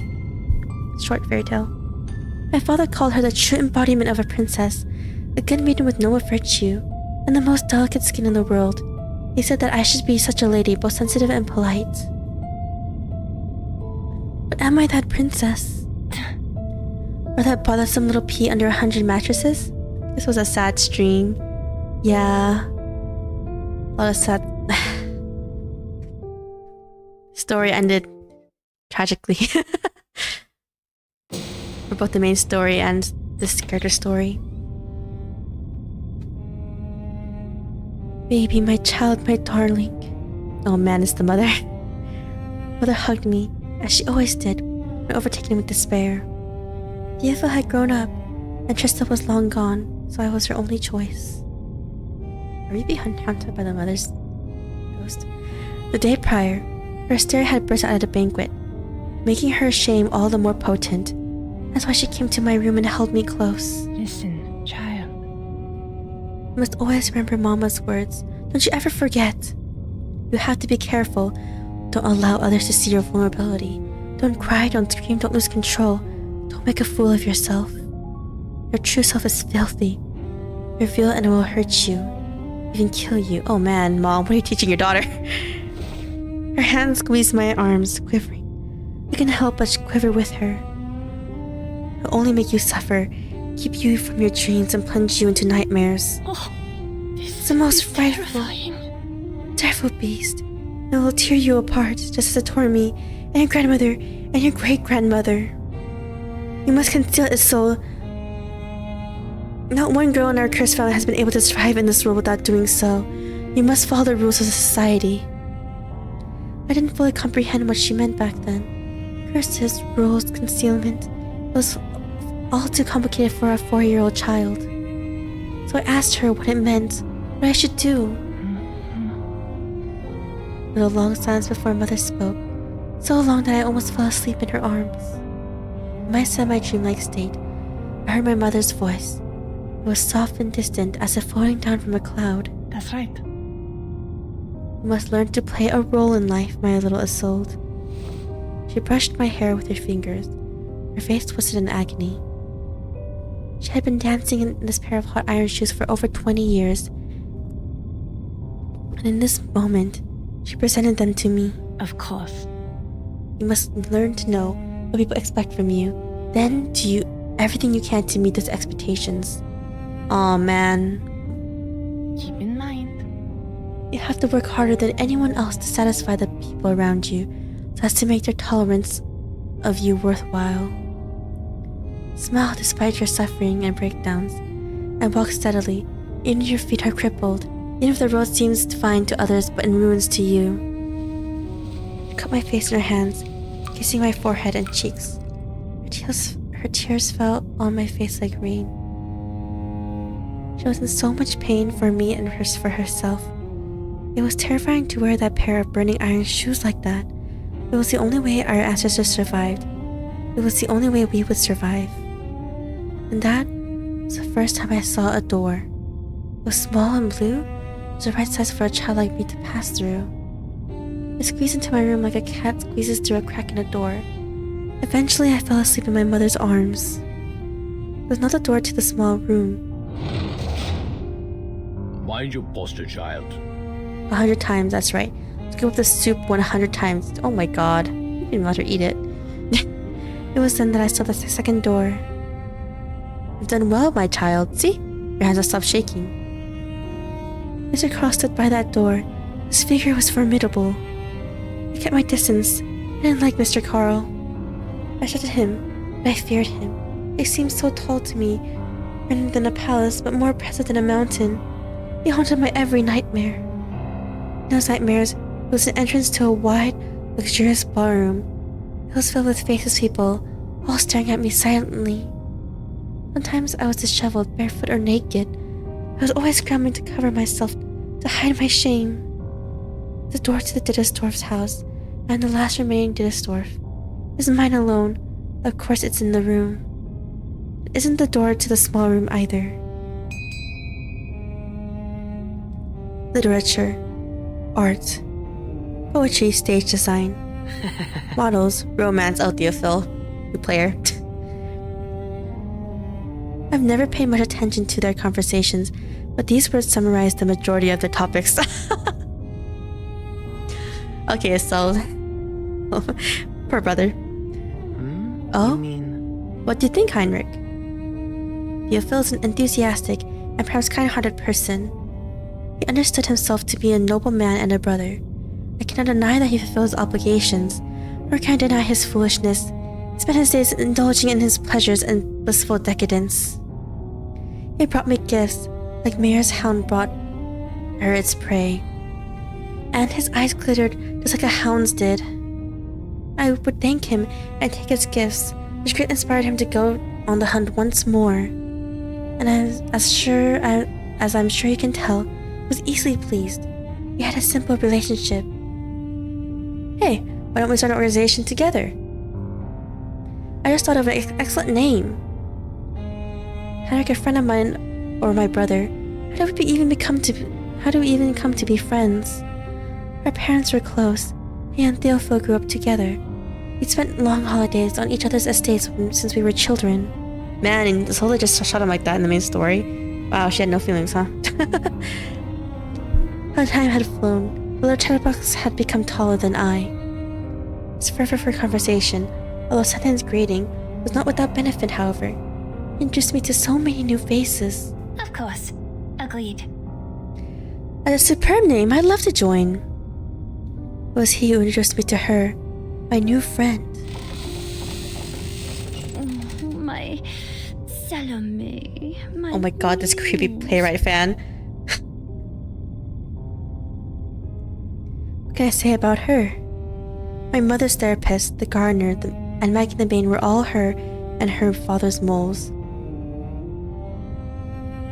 What? Wow. Maggie. You traitor. who picked up the trash bags of old handkerchiefs, worn pajamas, and dirty bed sheets that were left outside the gate. Ew! She wanted Isolde's old handkerchiefs and pajamas and bed sheets? Ew, this lady. Who ate the dead rabbit that signaled my birth? What? It's crazy, woman. Does the answer really matter? They were quiet, sincere even. They made no demands, no requests. The pebble lying at the bottom of a river, or in the gaps of the railroad. What? Yeah, I was like, what? So suddenly? Like, I didn't realize she was that crazy. Okay, and we often she's talked to Isolde, but when I didn't know she was crazy enough to do that type of stuff. They lived in their own world. They couldn't even stir up a wave, let alone become the straw that broke the camel's back. They impacted no one. But still, when Mr. Carl's ball impressed upon me, so too did she slip into my shoe. A small stone, perpetual annoyance compounding my great pain. The Isolde killer or something? Okay, my muse. Just as father said, be generous, my daughter. It is an honor that they love you so much. Is it their power making them go crazy? No, I don't think so. The power specifically only affects the family members. Be lenient, let them be.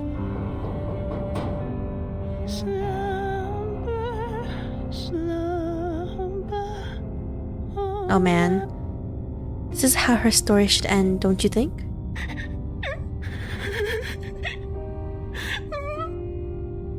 My darling baby, Trista is sold.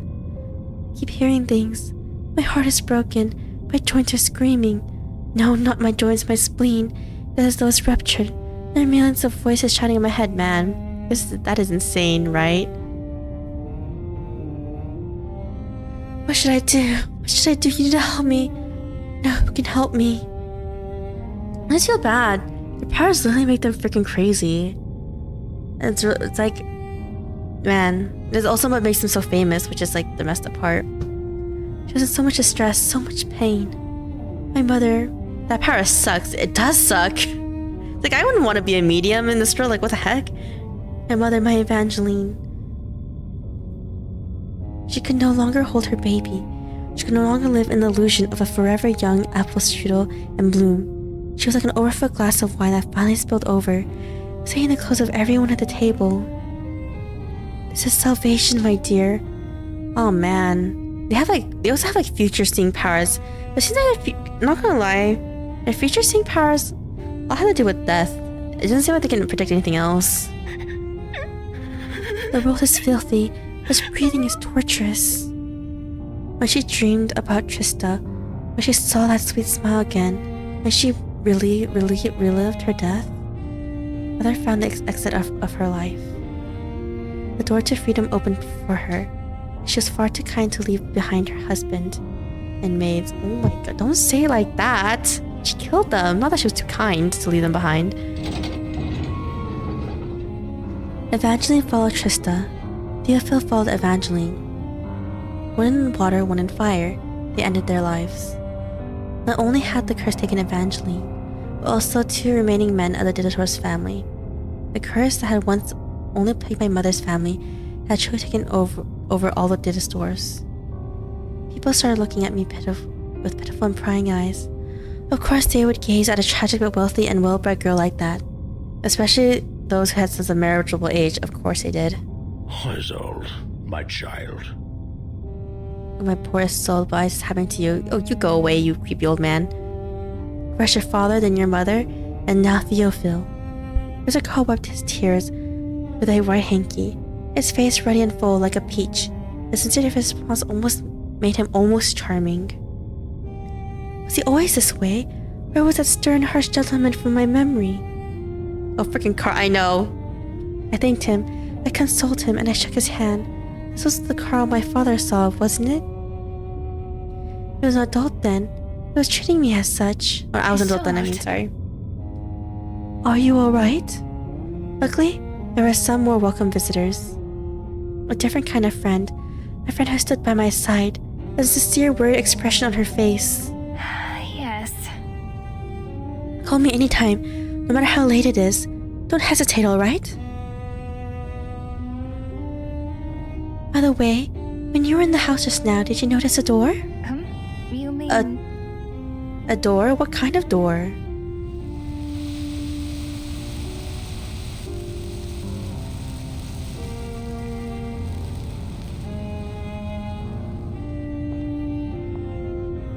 It's a door. One of the most common types.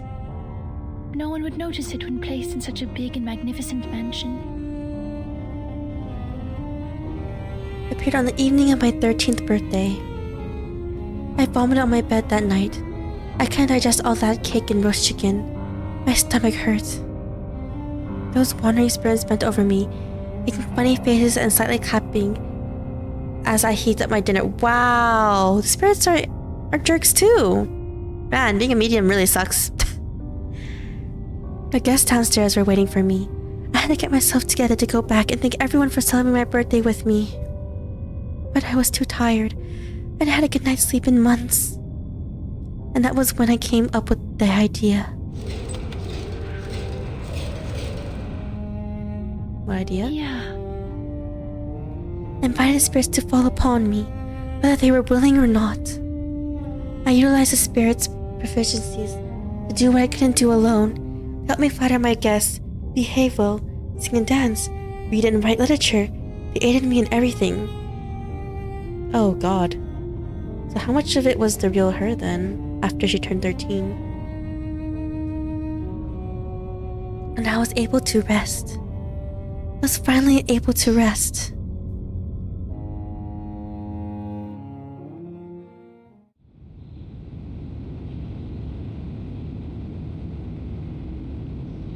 Theophil's funeral was over. More than half of the servants had been let go.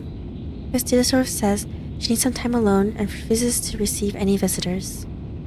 Isolde crosses the living room, walking straight to the sideboard. Maggie isn't home, so there's no one to take care of Bloom, Apfelstrudel, and the Nightingale and Swan. She opens a drawer and takes out a metal box of arsenic powder. Oh, what? That's kind of poisoning. Has been the most deadly poison since the time of ancient Romans. I was like, why do we have poison on us? They're my responsibility now. Oh my god, you're gonna poison your pets? Here, Apfelstrudel, Bloom. Come have some. Oh my god, Isolde! She carries the box over the tea table by the window and places the box on it. Grace will be self-restrained and be kind to others. Tilts the teapot and washes the tea flow into the cup. Be compassionate, especially towards the less privileged. It's alright. With nothing to be afraid of, you have the right to leave this ruined world. We must be an example for our people. Oh, I forgot this. I forgot she met the Manus Vindictator at this point already. And she's like radicalized with him. Oh dear, you're twitching. It's alright, I'll hold you. You must. Would you think of dying also? That's the thing. That's kind of vague, I think. The soul drops her eyes. Arsenic powder dissolves in the hot tea as if it had never existed. She raises the teacup and slightly lowers her head. You must be virtuous and dignified, as befits our status, Theophil. The teacup, her charred brother, gazes at her sorrowfully. Oh my god. Ah, how careless I am. I almost forgot the date today. She raises her head and throws the teacup over her shoulder, splashing her brother's face on the floor. That did not help her either. They just made her more crazy, honestly, yeah. Oh my god. She picks up her coat from the hanger and walks towards the porch, muttering to herself. Yeah. My new doctor, my Caconia. My Caconia, oh god. Dr. Caconia. This must have been right before she went to Caconia's place for her therapy, maybe. Like doorway, yeah, in the actual main story. It appears I arrived a little early. It's good etiquette for a lady to arrive early to an appointment. It's alright. That's alright. I can wait. I have patience. It's Caconia. Oh, I suppose I should call her Dr. Caconia from now on. She looks up at the closed door. There's no sign indicating that this is a consultation room. Alright, she doesn't have a medical license. So she's painted the door this color so that patients can tell where she is. How very clever. As she waits, Isolde murmurs softly to herself. Maybe she did not meet the madness. Maybe she could have been less critically insane. But the problem is, she's friends with Heinrich, and Heinrich would have convinced Isolde about all the madness stuff. Since Isolde is an arcanist, so I don't know if there was any real way for her to avoid the madness. Unless she was like with Kakanya 24/7. There's so many doors in this world. Is Dr. Kakanya a door too? What door would she be, I wonder? Would it be green or shining like silk? Perhaps. He's interrupted by a familiar voice. Isolde. Isolde? Aww. Oops. Sorry. Sorry, I'm late. Kakanya trots over to her, her lively green skirt swaying with each step. I was delayed. You know what I'm like. I swear I planned to return earlier to ensure that this didn't happen. It's our first consultation after all. Oh, I so wanted to have a good start to our doctor-patient relationship. I'm really very sorry. Have you been waiting long? My chapter is very long, right? Yes. Are you tired? Oh, I shouldn't have kept you waiting under the sun. I think this is the ending, actually. The last scene. As Kakanya continues her apologies, she pulls a golden key with a ribbon from her waist. A golden key to the golden lock on the door. She inserts it and turns it. The door opens. Don't worry. Alright, come in. I'll fetch you a cup of tea. Kakanya enters a side room. Isolde can see her cheerful green dress reflected in the corner of the mirror as she busies herself with the tea. I'm looking forward to it.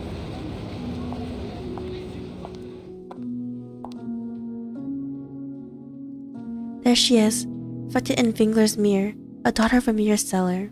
Clara, Dr. Kakanya. She's not a door. I was wrong. Very wrong. She is a key. A key that will finally unlock my door. Man. The end. Okay, we're not gonna read Marcus's character story.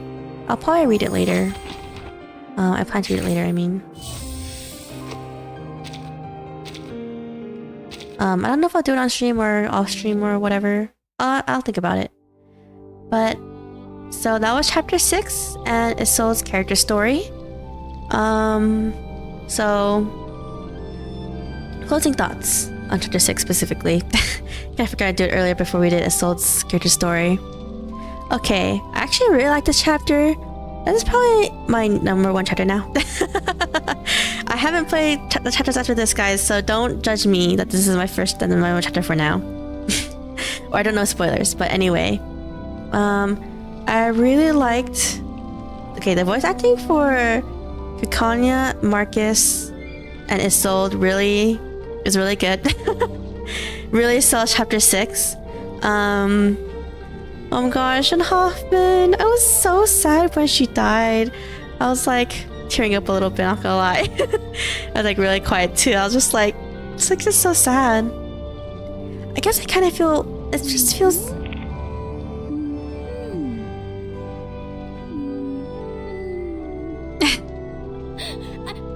I wasn't sleeping. She's so cute, but anyway. I just feel so sad for Hoffman because she's also leaving behind her brother, Enigma, about the Foundation, you know? Bro, Marcus had to power through all that. I know, right? Can't believe Marcus had to like... Man, the ending was crazy. My poor baby girl. I know. And she didn't even have time to call the orphanage that she was from to check on them, because you know, like everything is messed up. Oh god.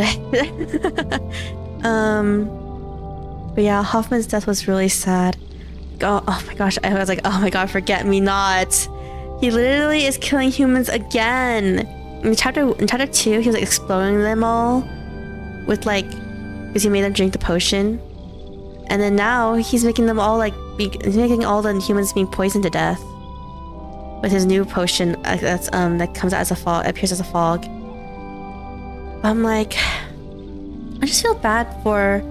I don't know. I feel bad for Enigma too, back at the base, because his sister's dead, and I don't know if he knows yet that Hoffman is dead, or Greta Hoffman is dead. I feel bad for Marcus during that scene too. Like the voice acting of that scene was so good. And what's the thing before? You know that part where she was yelling at Heinrich Marcus? That was a really powerful scene too. And she actually, and I was like, dang, seeing her so innocent in the beginning of this chapter, and then her trying to kill a guy toward the ending. Oh my gosh! And Isolde is like, oh my gosh, okay, so Kanya, like, I did you wrong by killing I did wrong by killing Mr. Croc as if he's a Foundation member. Is that why you're mad that I killed him? Okay, I'll go kill Heinrich for you. And she literally just does. That was crazy, girl. I was like, oh my god, it's so. It does not make it equal, but you know, she's crazy, so what can you do? I do feel bad for Isolde though. It's not like she asked to be born with immediate powers, and it literally drives everyone in her family crazy. Like no one, it doesn't seem like anyone has escaped the madness from it, including her, unfortunately. And then what else? What else I'm trying to think about. I do want to know what happens next now. I know the next chapter ends the entire main story for the first half. I shouldn't say first half, but the huge first story part, I guess. After this, I believe it's a completely new story. With the same characters, of course, and still with a storm in the background. I mean, like, specifically, like, their enemies and stuff. I know it's all different and stuff, but now that we're heading into chapter 7 with only 22 hours left before the storm starts, it's like crazy, you know, when you think about it. And then I don't know when I'll get to chapter 7. So I do want to play the Rashiki rerun event. I do want to play some other games between, not too many games, just a few games in between chapter 6 and chapter 7. I also do want to stream update 2.7 is a space one, right? I heard that you don't have to be caught up to the main story to play that event specifically. So I do want to play that event too. Which is why I'm saying I don't know if I'll play chapter 7 before that or after. Maybe before, I'm not too sure. I'll think about it, but I know the next update though, 2.6, not 2.7, is the main story chapter after all. What else? I don't know when I'll get started. I don't know if I'll stream the other events. No one knows we have like events here. But these three are actual events that are getting rerun. This one too, Uluru Games. I think this is character story only. Or permanent events, first of all. I don't know if I'll get around to streaming them anytime soon. If I do, it'll probably be very random. Randomly in between. But yeah, what else for chapter 6? Oh, yes, what we're doing on the islands. Written the others. Okay, I don't know what's gonna happen to the islands. You know, the one with 37.6 and Virgin and the others are on right now. I'm a bit worried for that. I'm gonna be honest, I'm worried for the island because I don't know what path they want to choose. The island itself, I mean. I'm hoping they're not going to do anything too drastic and we can bring some of them back to the Foundation. Because they're all arcanists after all. So, you know, hopefully the Foundation will take them in because they're technically useful. Technically, you know. So hopefully nothing happens to them. I know we're probably going to jump back to Virgin and the others. In chapter 7, along with whatever experiment Lucy's doing, with the rest of Laplace. Was it like the storm immunity spell thingy-mabob?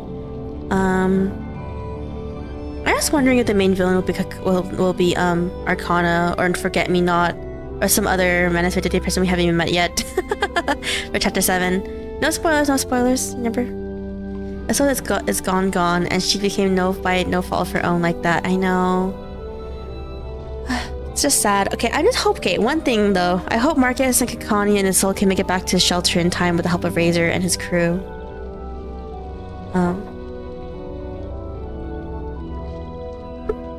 Give me a second. Someone knocking at the door.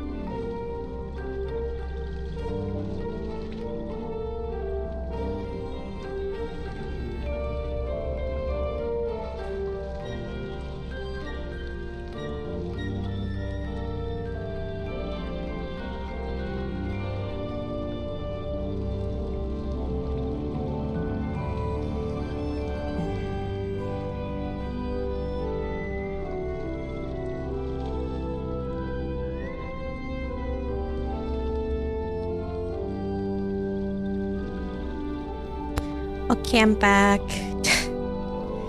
Real estate agent people going like, are you gonna sell your house? And I'm like, man. I'm like, man, I don't even own I'm just renting. But anyway, Oregon? I just ignore it. The only reason why I was ignoring it because they were like literally like knocking really hard on the door, and I was like, I was trying to ignore it, and I was like, okay, they're not leaving. They're like not leaving at all. I tell them to go away. But yeah. So what was it again? But yeah, I just feel like everything is like going downhill right now. Also, this storm is really dangerous because like everyone's killing each other. I mean, I know it doesn't affect Arcanus though, but no one is home. Please leave. I hate it when they keep knocking on the door. I'm just like, I don't even park that close to my place, just because of the streets. So I'm like, it doesn't really look like there's so much cars in this area in general. Or it's not my car actually. That's too close. But what was it again? Honestly, I'm gonna be honest, I just like press random stuff here. What was I gonna say again? But okay, to be honest, I do want to play Chapter 7 right away, but at the same time, I'm like, I don't know how strong Chapter 7 is. I don't know the levels. So as I said, I'm only insight. Yeah, I'm only insight 3 level 1 for everything. and that's the level we ended at. Maybe I'll probably try to go into Chapter 7 with at least my current insights 3s all, you know, level higher than 1 before I go into it. I ate breakfast with this many people. Ah, yes. I remember the days of black bread on the verge of going moldy. I'm glad those days are long behind me. She's so cute, but yeah. No one knows these current sun and banners if any of them interest you. The one I got Liang away from, of course. I heard Semmelweis. I do want a Euphoria Semmelweis up, since I heard that one of the new characters in the future banner, Nautica, who's really powerful, pairs well with her Euphoria, which is good. Okay, one thing I like about this game, they actually go out of their way to make the older characters stronger. I appreciate that a lot. So technically you're able to use everyone in some type of way in the future. Or like they like help fix a part. Oops, wrong one. I meant to go to crew. Or they do something to help make a character a lot stronger, like for Sotheby. They made her healing way better because she's one of the launch 6 stars, I believe. She had a really weak healing compared to some other ones. Now it's good. But it's actually way too good, actually. As long as the character's HP isn't 0, she can literally save almost everyone. What was I gonna say again? Maybe that's all I actually have to say about chapter 6 and the entire story. What was it again? I think that's it for now. I think I'll end the stream here, actually. Oh yeah, a few things of note. No matter how much I climbed, no end was in sight. The one good thing about the dream, though, was the talking secretary encouraging me along the way. Can we really call this one a nightmare? Oh, Marcus, but anyway. What was I gonna say again? Next week I'm only streaming once. Monday, which is like the other day we usually stream at, is a Memorial Day in America, and I do go back to my family home and celebrate it, by the way. So, there's that. So, I'll be streaming next Thursday, Friday for some of you guys. Same time. I don't know what I'm going to stream yet, though. I've been thinking of blueprints, actually. Blueprints to most likely stream. And then... yeah, because I really want to play it, actually. It looks so good. If you don't know it's Blueprints, it's basically... okay, it is a roguelike game. But it's a roguelike game where you inherit a relative's mansion. But no, you didn't inherit completely yet, not 100%. You only inherit it if you find something like the 46th room in a 45-room mansion. Yeah, so secret room. And only then can you inherit the mansion or something like that. I believe the roguelike element comes from the fact that the mansion is like supernatural, so every day when you go in, the structures change while you try to find the 46th room or something like that. I think so. I think that's a roguelike part of it. I heard it was really fun. I don't know about the story though. I think the story is more like, I don't know if, I know there's a huge story. I know nothing about it, obviously, other than the really basic of you just going into the mansion. But yeah, other than that, I think that's all for today. Now that I want to say, yeah, so news next week. We're only streaming once, which is same time as today next week, and yeah, okay, so I'll close off now. So have a good morning, day or night. Stay safe, stay warm, stay chill. Wherever you guys live. Thanks for dropping by once again. And I'll end the stream, okay? In 3, 2, and 1. And any screen going up, any screen.